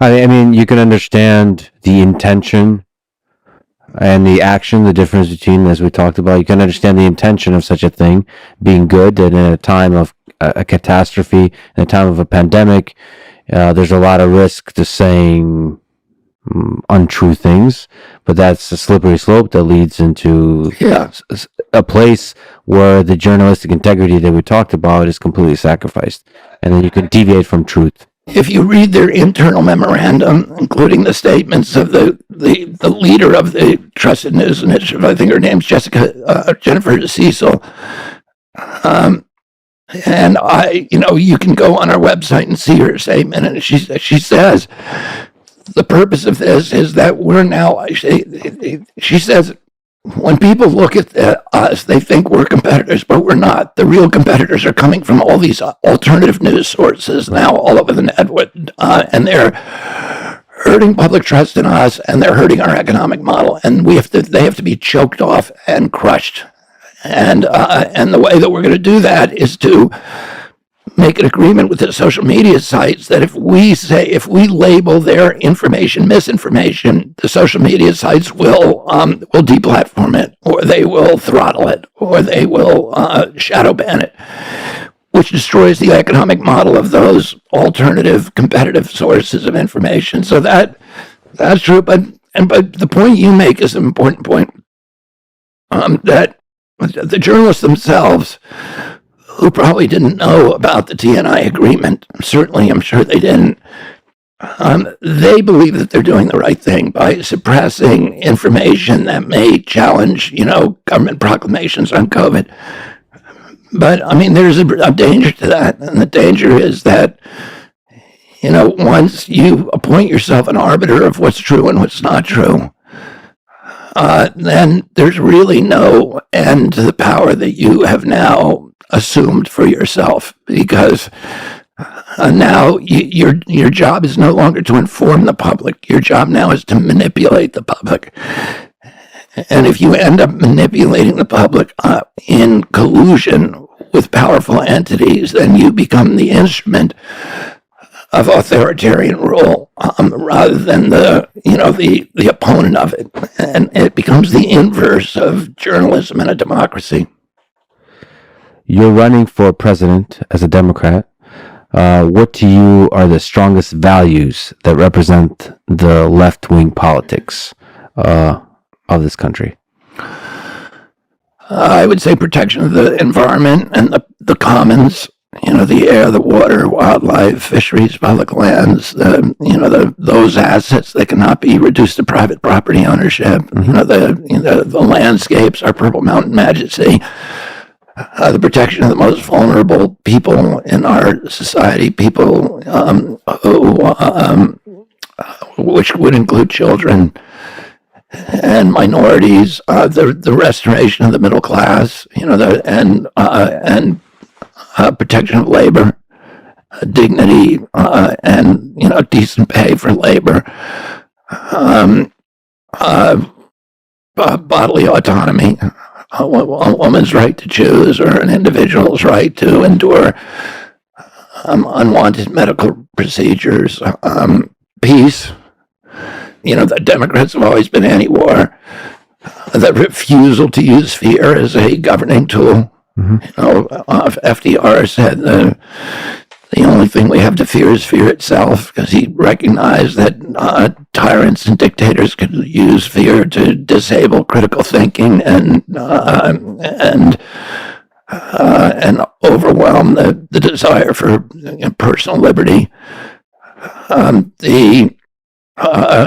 The freedom of government from untoward influence by corrupt corporate power. The end of this corrupt merger of state and corporate power that is now, I think, dominating our democracy. It's what Eisenhower warned about when he warned against the emergence of the military-industrial complex. And then I prefer to talk about kind of the positive vision of what we should be doing in our country and globally, which is, I see that the corporations are commoditizing us, are poisoning our children, are strip mining the wealth from our middle class, and treating America as if it were a business in liquidation, converting assets to cash as quickly as possible, and creating or exacerbating this huge disparity in wealth in our country, which is eliminating the middle class and creating, kind of a Latin American style feudal model. There's these huge aggregations of wealth above and widespread poverty below. And that's a configuration that is too unstable to support democracy sustainably, and we're supposed to be modeling democracy, but we're losing it. And I think we ought to have a foreign policy that restores our moral authority around the world, restores America as the embodiment of moral authority, which it was when my uncle was president, and as a purveyor of peace rather than, a warlike nation. My uncle said he didn't want people in Africa and Latin America and Asia to think of, when they think of America, to picture a man with a gun and a bayonet. He wanted them to think of a Peace Corps volunteer. And he refused to send combat veterans abroad, combat soldiers abroad. He never sent a single soldier to his death abroad, into combat. He sent 16,000. He resisted in Berlin in 1962. He resisted in Laos in 1961. He resisted in Vietnam. Vietnam, they wanted him to put 250,000 troops. He only put 16,000 advisors, which was fewer troops. And he sent to get James Meredith into the university, to Ole Miss in Oxford, Mississippi. One black man. He sent 16,000, and a month before he died, he'd ordered them all home. He actually, I think it was October 2nd of 1963, he heard that a Green Beret had died, and he asked his aide for a list of combat fatalities, and the aide came back, and there was 75 men had died in Vietnam at that point. And he said, that's too many, we're going to have no more, and he signed a national security order, 263. and ordered all of those men, all Americans, home from Vietnam by 1965, with the first 1,000 coming home by December 63. And then in November, he, of course, just before that evacuation began, he was killed. And a week later, President Johnson remanded that order. And then a year after that, the Tonkin Gulf Resolution, we sent 250,000, which is what they wanted my uncle to do, which he refused. And it became an American war. And then Nixon, topped it off at 560,000. 56,000 Americans never came home, including my cousin, George Skakel, who died at the Tet Offensive. And we killed 1 million Vietnamese, and we got nothing for it. So America should be the symbol of peace. And, today, my uncle, really focused on putting America on the side of the poor. Yeah. Instead of our tradition of fortifying oligarchies that were anti-communism. That was our major criteria. If you said you were against communists, and of course the people were the rich people. Mm-hmm. Our aid was going to the rich people in those countries, and they were going to the military juntas. Our weapons were going to the juntas to fight against the poor. And my uncle said, no, America should be on the side of the poor. And so he launched the Alliance for Progress and the USAID, which were intended to bring aid to the poorest people in those and build middle classes and take ourselves away. In fact, his favorite trip, his two favorite trips while he was president, his most favorite trip was to Ireland. This is incredible emotional homecoming for all of the people of Ireland. But his second favorite trip was when he went to Colombia. He went to Latin America, but Colombia was his favorite country. And I think there were 2 million people came into Bogota to see him, this vast crowd, and they were just delirious cheering for him. And the president of Colombia, Lleras Camargo, said to him, do you know why they love you? And my uncle said, why? And he said, because they think you've put America on the side of the poor against the oligarchs. And, when my uncle, after he died, today, there are more avenues and boulevards and hospitals and schools named after, and statues named after and commemorating, and parks commemorating John Kennedy in Africa and Latin America than any other president in the United States, and probably more than all the other presidents combined. And it's because, he put America on the side of the poor, and that's what we ought to be doing. We ought to be projecting economic power abroad. The Chinese have essentially stolen his playbook. And, we've spent $8 trillion on the Iraq war and its aftermath, the wars in Syria, Yemen, Libya, Afghanistan, Pakistan. And what do we get for that? We got nothing for that money. $8 trillion. We killed more Iraqis than Saddam Hussein. Iraq today is much worse off than it was when Saddam was there. It's an incoherent, violent war between Shia and Sunni death squads. We pushed Iraq into the embrace of Iran, which has now become essentially a proxy for Iran, which is exactly the outcome that we were trying to prevent for the past, 20 or 30 years. We created ISIS. We sent 2 million refugees into Europe, destabilizing all of the nations in Europe for generations. We're now seeing these riots in France, and that's a direct result from the Syrian war that we created and our creation of ISIS. Brexit is another, result of that. So we, for $8 trillion, we wrecked the world. And during that same period that we spent $8.1 trillion, bombing bridges, ports, schools, hospitals, etc. The Chinese spent $8.1 trillion building schools, ports, hospitals, bridges, and universities. And now, the Chinese are out-competing us everywhere in the world. Everybody wants to deal with the Chinese because they come in, they build nice things for you, and there's no strings attached, and they're pleasant to deal with. And as a result of that, Brazil is switching to the Chinese currency. Argentina is switching. Saudi Arabia, our greatest partner, that we put trillions of dollars into protecting our oil pipelines there, and now they're saying, we don't care what the United States think. That's what Mohammed bin Salman said. He said we don't. He dropped oil production in Saudi Arabia in the middle of a U.S. Inflation spiral. They've never done that to us before, to aggravate the inflation spiral. And 2 weeks later, and then they signed a deal, a unilateral peace deal with Iran, which has been the enemy that we've been telling them to be a bulwark against for 20 years. And 2 weeks after that, he said, we don't care what the United States thinks anymore. So that's what we got for spending all those trillions of dollars there. We got short-term friends. And the United States, policy abroad, and we have not made ourselves safer.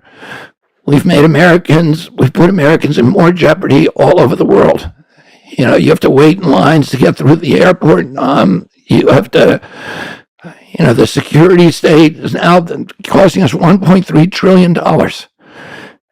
And America is unsafer and poorer than it's ever been. So, we're not we should be doing what President Kennedy said we ought to do, and what China, the policy that China has now adopted.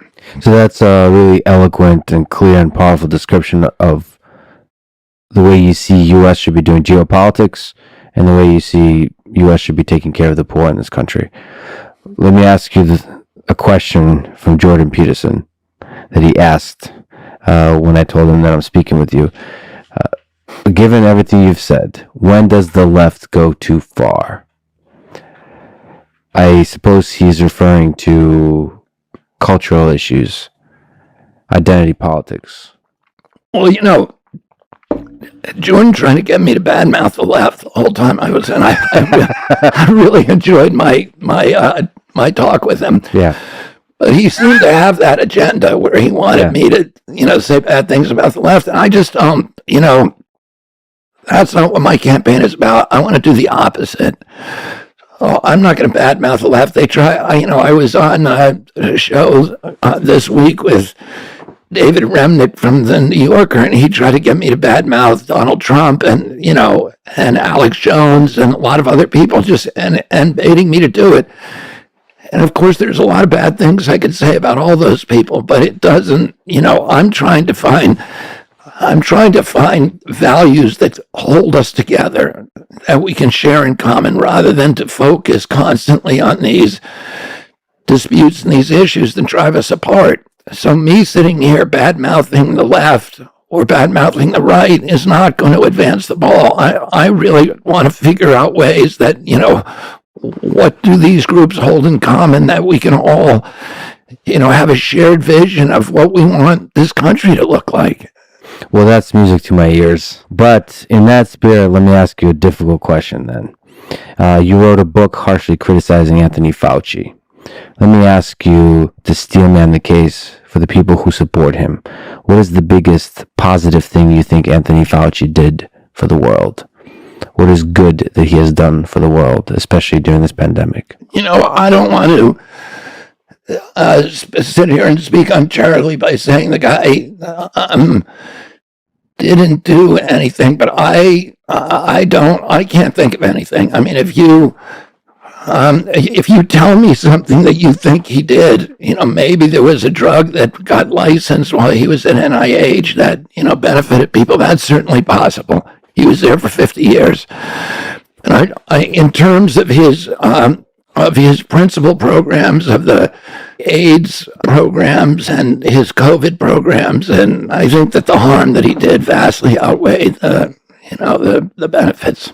Do you think he believes he's doing good for the world? I don't know what he believes. In fact, in that book, which is, I think, 250,000 words, I never try to look inside of his head. I deal with facts. I deal with science.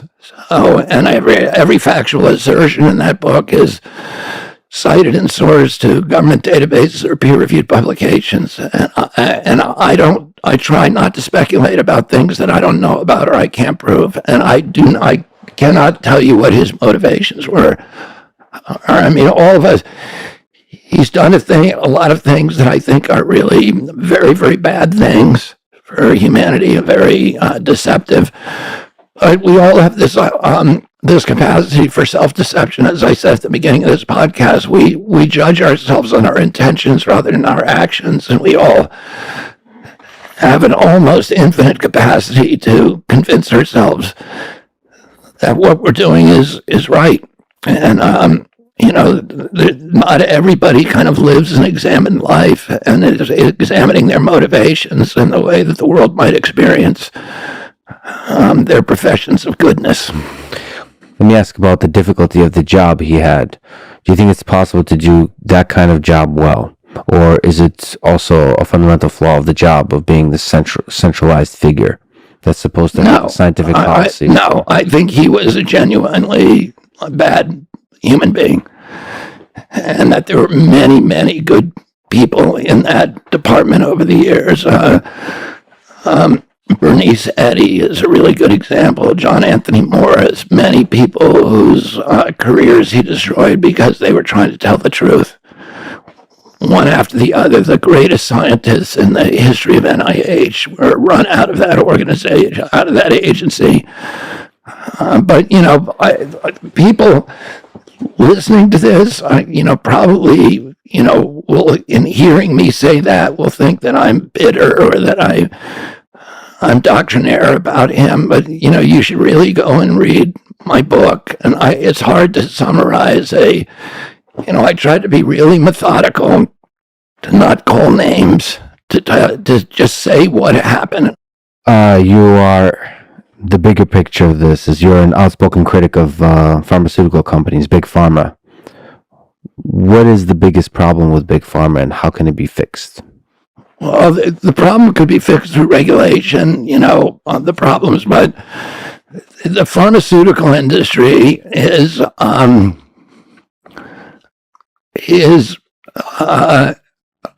I don't want to say, because this is going to seem extreme, that a criminal enterprise, but if you look at the history, that is an applicable description or characterization. For example, the four biggest vaccine makers, Sanofi, Merck, Pfizer, and Glaxo, four companies that make all of the 72 vaccines that are now effectively mandated for American children. Collectively, those companies have paid $35 billion in criminal penalties and damages in the last decade. And I think since 2000, about $79 billion. So these are the most corrupt companies in the world. And the problem is that they're serial felons. They do this again and again and again. So they did Merck did Vioxx, which they killed people by falsifying science.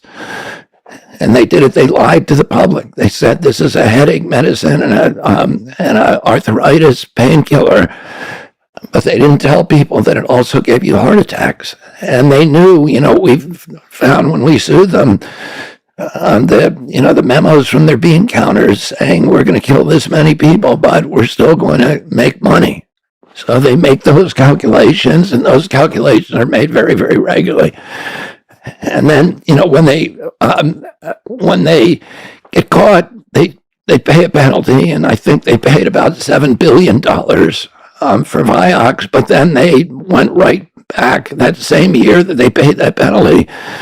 They went back into the same thing again with Gardasil and with a whole lot of other drugs. So the way that the system is set up, the way that it's sold to doctors, the way that nobody ever goes to jail.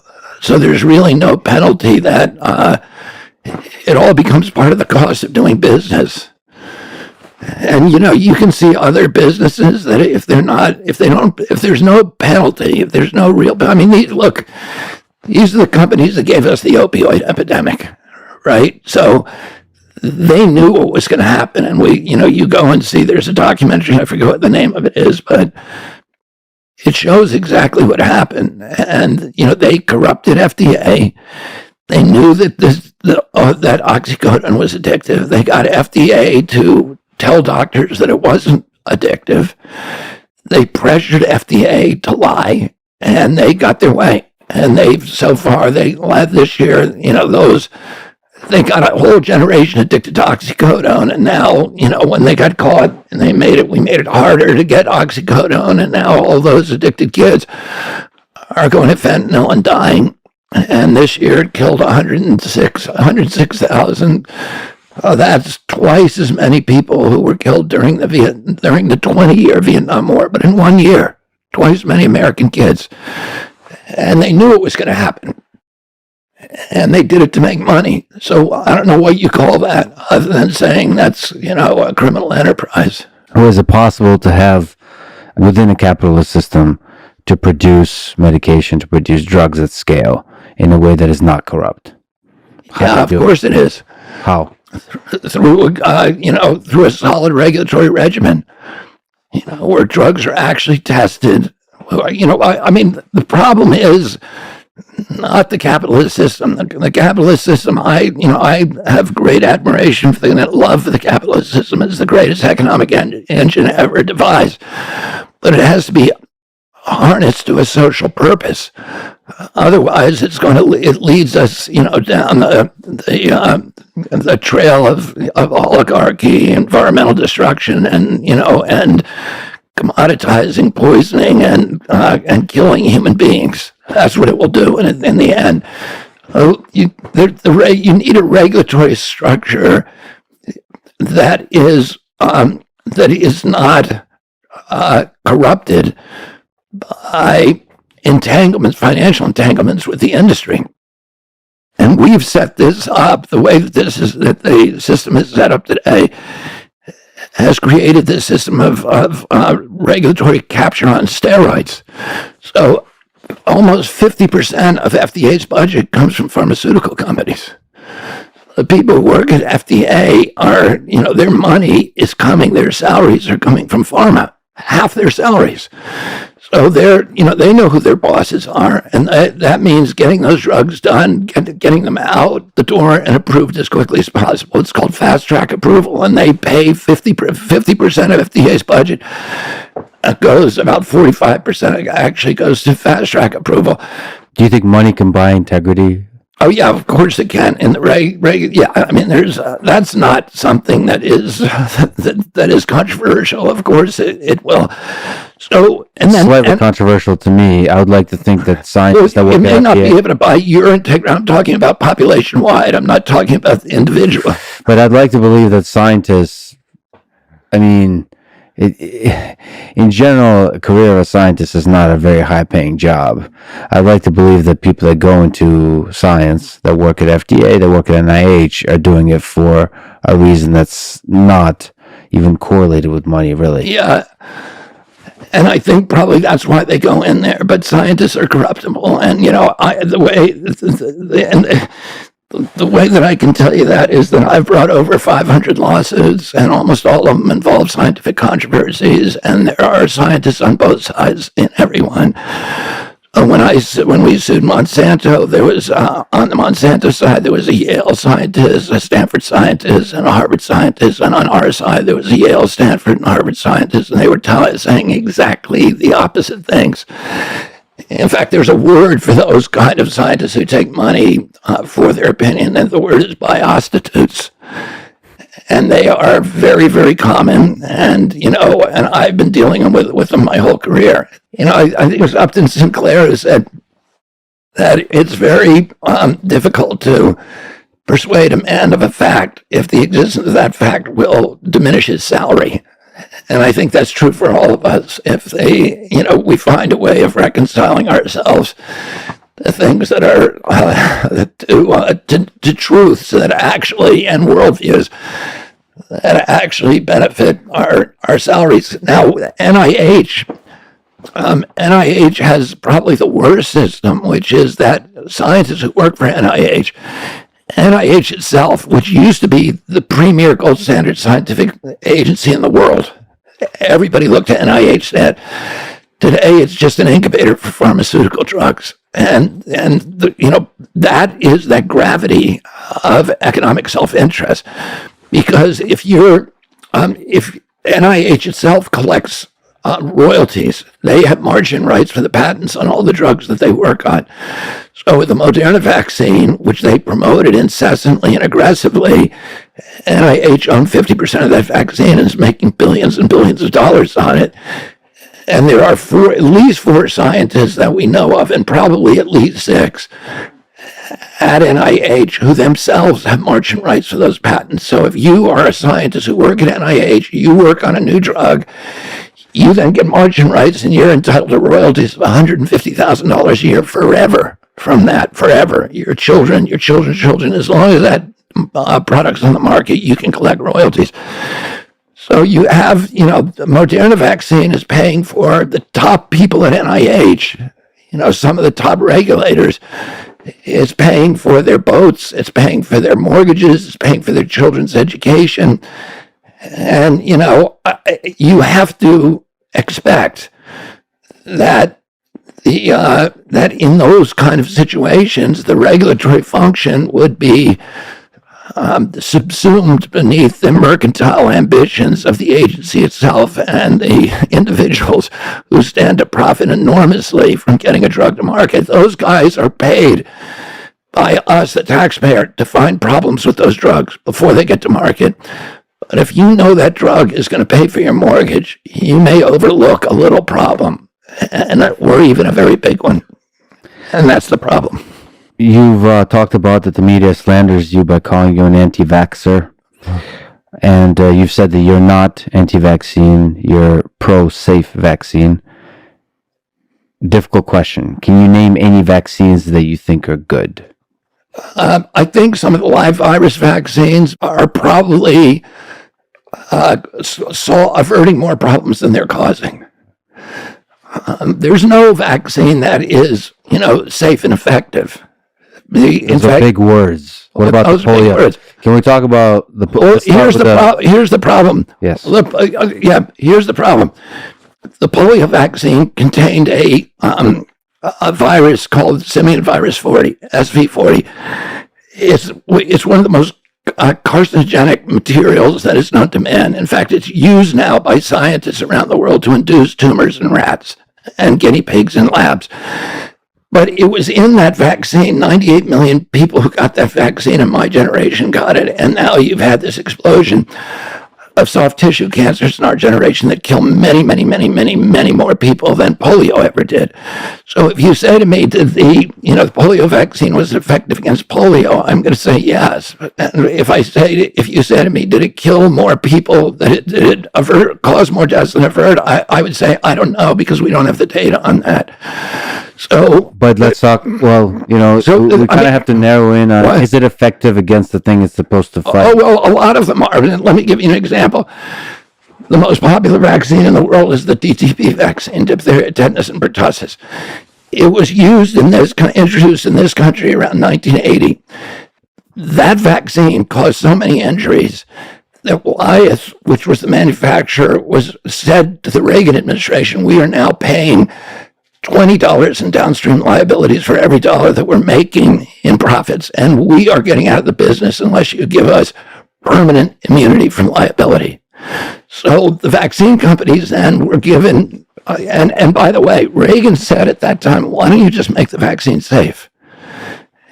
And Wyeth said, because vaccines are inherently unsafe. They said unavoidably unsafe. You cannot make them safe. And so when Reagan wrote the bill and passed it, the bill says in its preambles, because vaccines are unavoidably unsafe.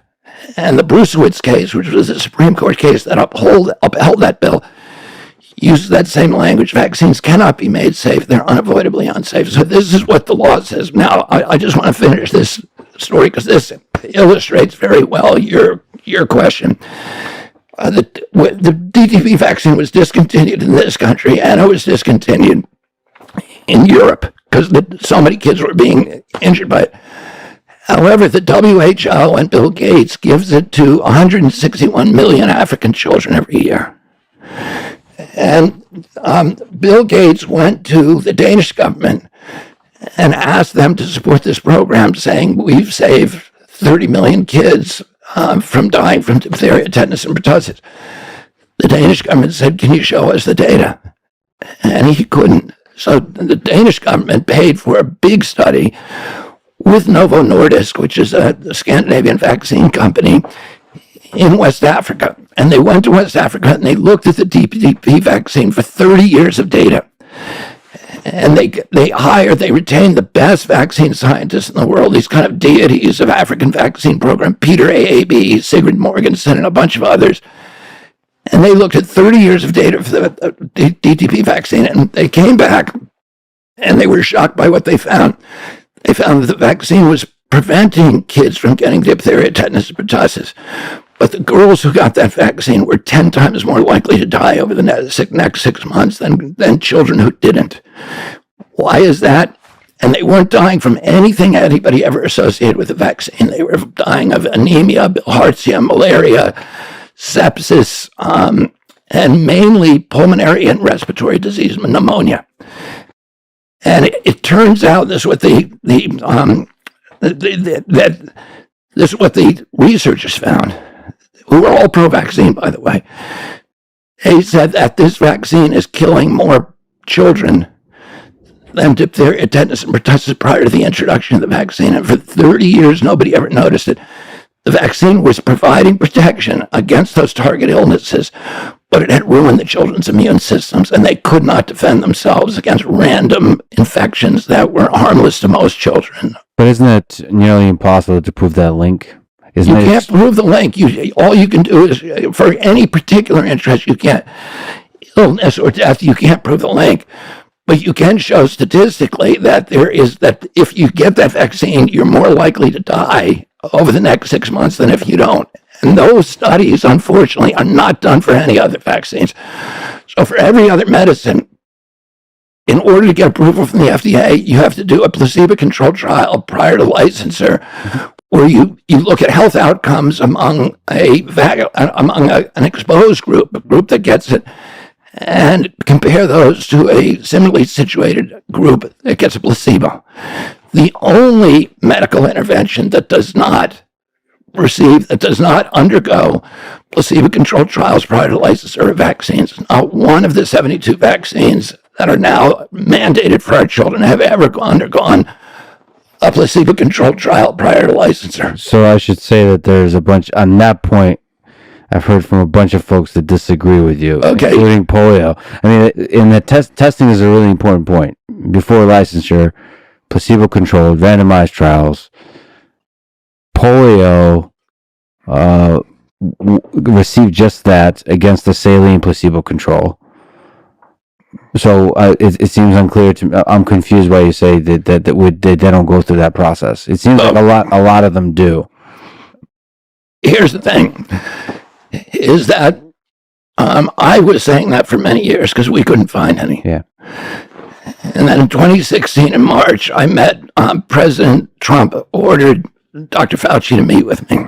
And Dr. Fauci and Francis Collins, and I said to them during that meeting, you have been saying that I'm not telling the truth when I said not one of these has undergone a prior pre-licensure placebo control. And the polio may have had one post-licensing. Most of them haven't. The polio may have. I don't know. But I said, our question was, prior to licensure, do you ever test these? And for safety. And by the way, I think the polio vaccine did undergo a saline placebo trial prior to licensure, but not for safety, only for efficacy. So I'm talking about safety trials. Now, Fauci told me that he said, I can't find one now. He had a whole tray of files there. He said, I can't find that one now, but I'll send you one. I said, just for any vaccine, send me one. For any of the 72 vaccines. He never did. So we sued the HHS. And after a year of stonewalling us, HHS came back and they gave us a letter saying we have no pre-licensing safety trial for any of the 72 vaccines. And that, the letter from HHS, which settled our lawsuit against them, because we had a FOIA lawsuit against them, is posted on CHD's website. So anybody can go look at it. So if if HHS had any study, I assume they would have given it to us, and they can't find one. Well, let me zoom out because a lot of the details matter here. Pre-licensure, what does placebo-controlled mean? So this is this probably requires a rigorous analysis. And actually, at this point, it would be nice for me just to give the shout out to other people much smarter than me that people should follow, along with Robert F. Kennedy Jr. Use their mind, learn, and think. So one really awesome creator, I really recommend him, is Dr. Dan Wilson. He hosts the Debunk the Funk podcast. Vincent Recaniello, who hosts This Week in Virology, brilliant guy. I've had him on the podcast. Somebody you've been battling with is Paul Offit. Interesting Twitter, interesting books. People should read and understand and read your books as well. And Eric Topol has a good Twitter and good books. And even Peter Hotez, I'll ask you about him. And people should, because Paul Offit published a Substack recently debunking, I think, my discussion with Joe Rogan, and we have published a debunk of his debunking. And so if you read his stuff, you should read both. Yes, you should read. And I would love to debate any of these guys. So Joe Rogan proposed just such a debate, which is quite fascinating to see how much attention and how much funding it garnered. The debate between you and Peter Hotez. Why do you think Peter rejected the offer? I think again, I'm not going to look into his head. But what I will say is, if you're a scientist and you're making public recommendations based upon what you say is evidence-based science, you ought to be able to defend that. You ought to be able to defend it in a public forum, and you ought to be able to defend it against all comers. And so if you're a scientist, science is rooted in logic and reason. And if you can't use logic and reason to defend your position, and by the way, I know almost all of the studies. I've written books on them, and we've made a big effort to assemble all the studies on both sides. And so I'm prepared to talk about those studies, and I'm prepared to submit them in advance. And for each of the points. And by the way, I've done that with Peter Hotez. I've actually, because I had this kind of informal debate with him several years ago with a referee at that time, and we were debating not only by phone but by email. And on those emails, every point that he would make, I would cite science, and he could never come back with science. He could never come back with publications. He would give publications that had nothing to do with, for example, thimerosal and vaccines, mercury-based vaccines. He sent me one time 16 studies to rebut something I'd said about thimerosal, and not one of those studies, they were all about the MMR vaccine, which doesn't contain thimerosal. So it wasn't like a real debate where you're using reason and isolating points and having a rational discourse. I don't think that I don't blame him for not debating me, because I don't think he has the science. Are there aspects of all the work you've done on vaccines, all the advocacy you've done, that you found out that you were not correct on, that you were wrong on, that you've changed your mind on? Yeah, there are many times over time that I found that I've made mistakes, and we correct those mistakes. I run a big organization, and I do a lot of tweets. I'm very careful. For example, my Instagram, I was taken down for misinformation, but there was no misinformation on my Instagram. Everything that I cited on Instagram was cited or sourced to a government database or to peer-reviewed science. But for example, the Defender, which was our organization's newsletter, we summarize scientific reports all the time. That's one of the things, the services that we provide. So we watch the, PubMed, and we watch the peer-reviewed publications, and we summarize them when they come out. We have made mistakes. When we make a mistake, we are rigorous about acknowledging it, apologizing for it, and changing it. That's what we do. I think we have one of the most robust fact-checking operations anywhere in journalism today. We actually do real science, and listen, I've put up on my Twitter account when there are numerous times that I've made mistakes on Twitter, and I apologize for it. And people say to me, oh, that's weird. I've never seen anybody apologize on Twitter, but I think it's really important that of course, human beings make mistakes. My book is, 230 or 40, 50,000 words. There's going to be a mistake in there. But, what I say at the beginning of the book, if you see a mistake in here, please notify me. I give a way that people can notify me.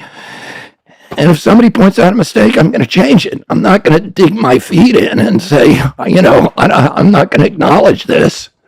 So some of the things we've been talking about, you've been an outspoken contrarian on some very controversial topics. This has garnered some fame and recognition, in part for being attacked and standing strong against those attacks. If I may say, for being a martyr. Do you worry about this drug of martyrdom that might cloud your judgment? First of all, I don't consider myself a martyr, and I have never considered myself a victim. I make choices about my life, and I'm content with those choices and peaceful with them. I'm not trying to be a martyr or a hero or anything else. I'm doing what I think is right because I want to be peaceful inside of myself. But the only guard I have is fact-based reality. If you show me a scientific study that shows that I'm wrong, for example, if you come back and say, look, Bobby, here's a polio, here's a safety study on polio that was done pre-licensure and used a real saline solution, I'm going to put that on my Twitter and I'm going to say I was wrong. There is one out there. So, but that's all I can do. All right, I have to ask, you are in great shape. Can you go through your diet and exercise routine? I do intermittent fasting. So I eat between noon. I start at my first meal at around noon. Mm-hmm. And then I try to stop eating at 6 or 7. Mm-hmm. And then I hike every day. Morning, evening? In the morning. I go to a meeting first thing in the morning, 12-7 meeting, and then I go hike, and I hike uphill for a mile and a half up and a mile and a half down with my dogs, and I do my meditations. And then I go to the gym, and I go to the gym for 35 minutes. Mm-hmm. I do a short time. I've been exercising for 50 years. And what I found is it's sustainable if I do just a short periods. And I do 4 different routines at the gym. Mm-hmm. But I never relax at the gym. I go in there and I have a very intense exercise. And I lift, I could tell you what my routine is, but I do backs one day, chest one day, legs, and then a miscellaneous. And I do 12. My first set of everything is I try to reach failure at 12 reps. And then my fourth set of everything is a strip set.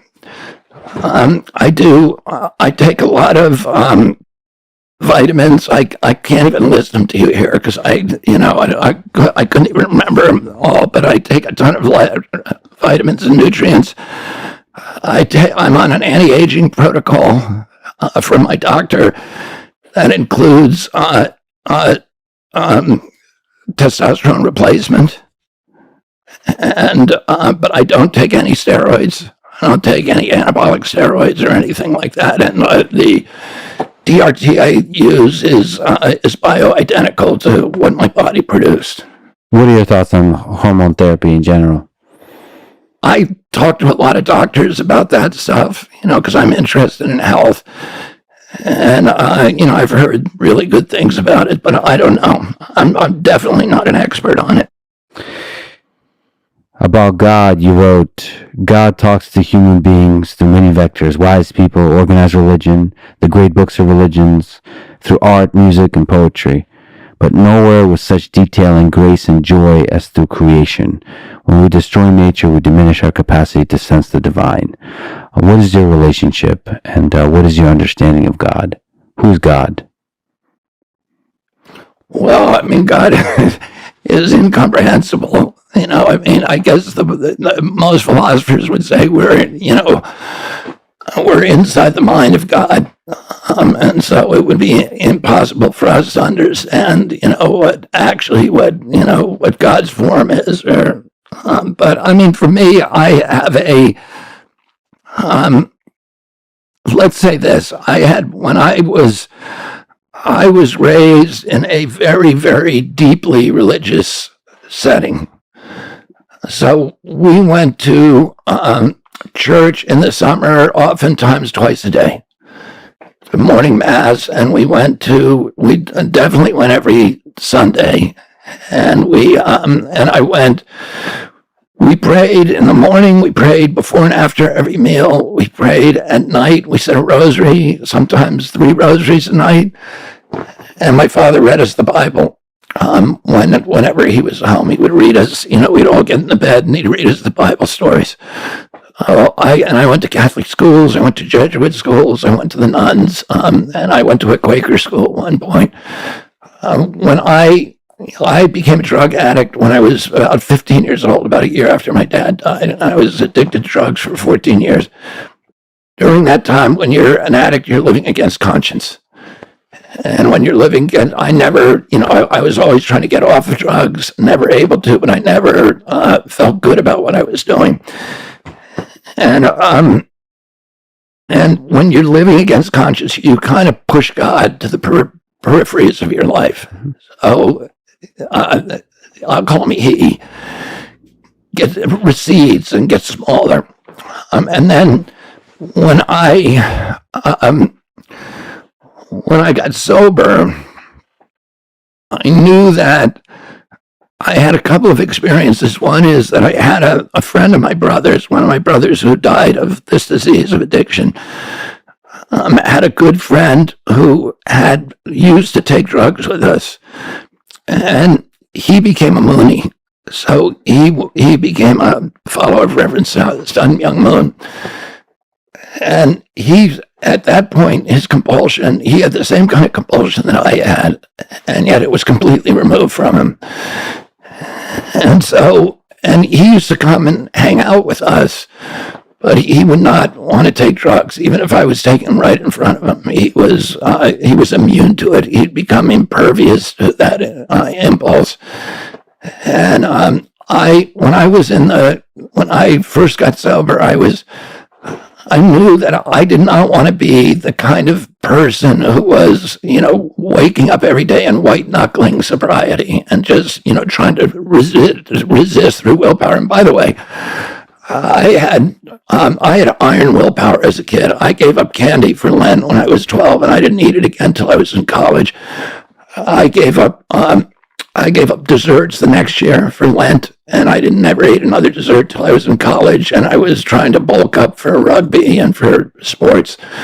So I felt like I could do anything with my willpower, but somehow this particular thing, the addiction, was completely impervious to it.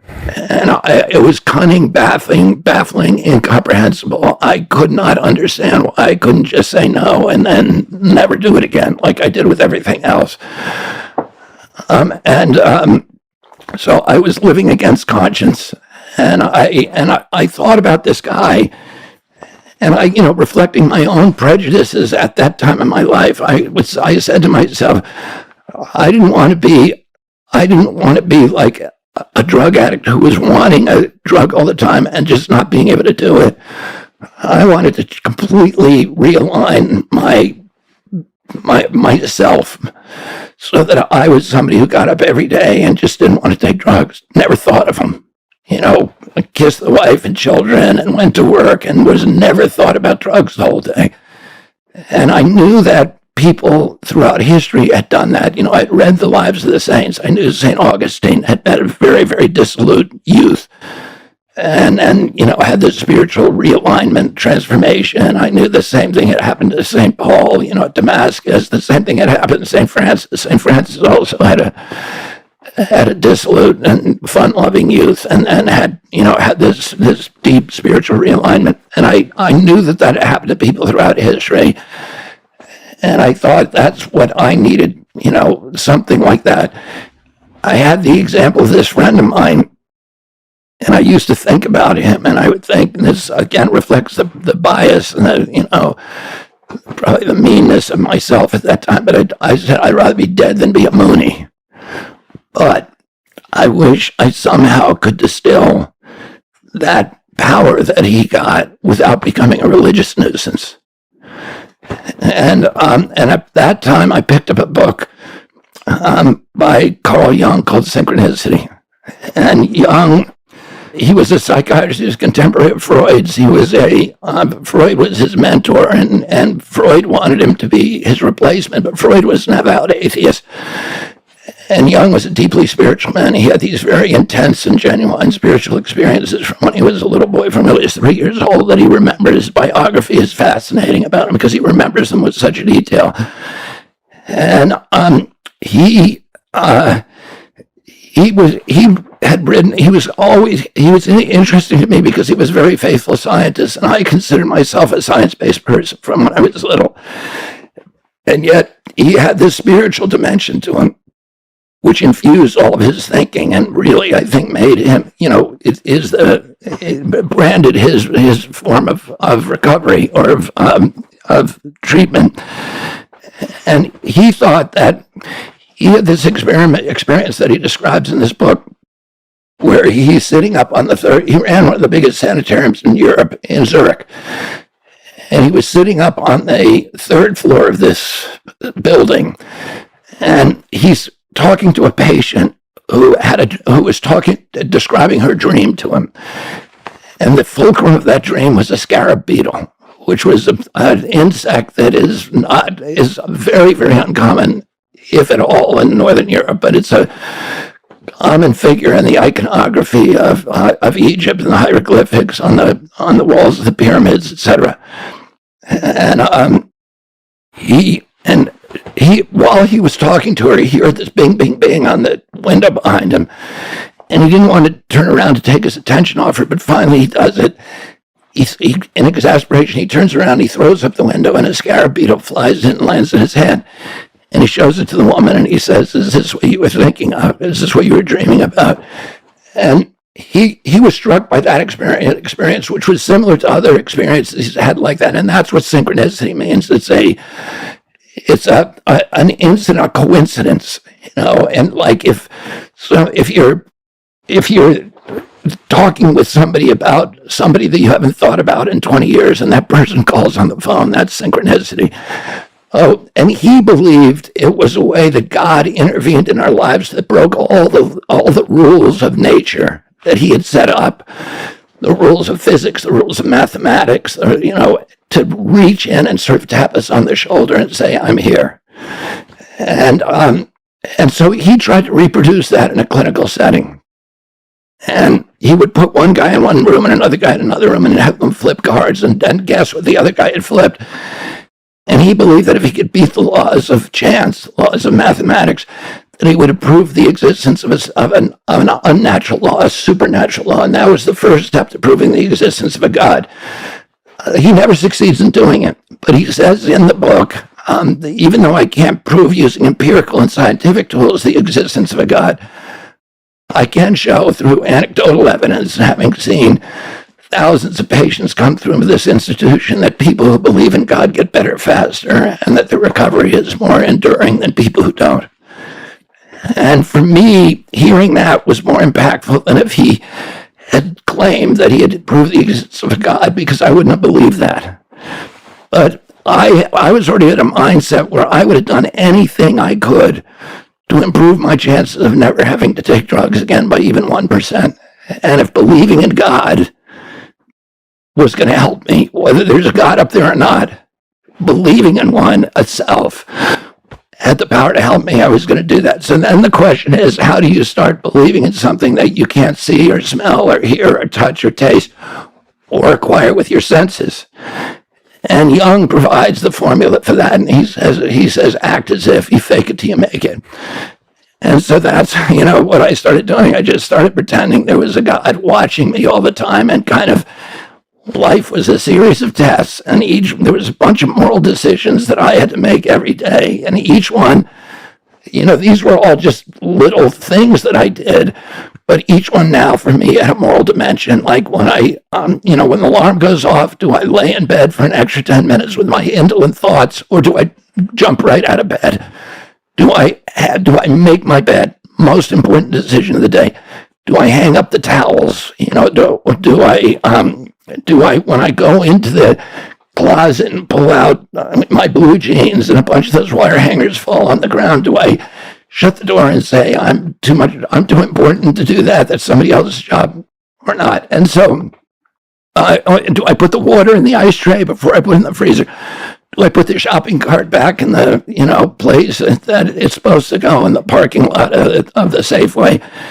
And if I make a whole bunch of those choices right, that I maintain myself in a posture of surrender, which keeps me open to the power to my higher power, to my God. And when I do those things right, so much about addiction is about abuse of power, abuse of, all of us have some power, whether it's good looks, or whether it's connections or education or family or whatever. And there's always a temptation to use those to fulfill self-will. And the challenge is, how do you use those always to serve instead God's will and the good of our community? And that, to me, is kind of the struggle. And when I do that, I feel God's power coming through me, and that I can do things. I'm much more effective as a human being. That gnawing, anxiety that I lived with for so many years, and my God, that it's gone, and that I can kind of like put down the oars and hoist the sail, and and the wind takes me, and I can see the evidence of it in my life. And the big thing for temptation for me is that when all these good things start happening in my life and the cash and prizes start flowing in, how do I maintain that posture of surrender? How do I stay surrendered then when my inclination is to say to God, thanks God, I got it from here. Yeah. And drive the car off the cliff again. And so, I had a spiritual awakening, and my desire for drugs and alcohol was lifted miraculously. And to me, it was as much a miracle as if I'd been able to walk on water, because I had tried everything earnestly, sincerely, and honestly for a decade to try to stop, and I could not do it under my own power. And then all of a sudden, it was lifted effortlessly. And so I saw that evidence. Early evidence of God in my life, and of the power, and I see it now, every day of my life. So adding that moral dimension to all of your actions is how you were able to win that Camus battle against the absurd. Exactly. Sisyphus with the boulder. It's all the same thing. It's the battle to do the right thing. And now Sisyphus was able to find somehow happiness. Yeah.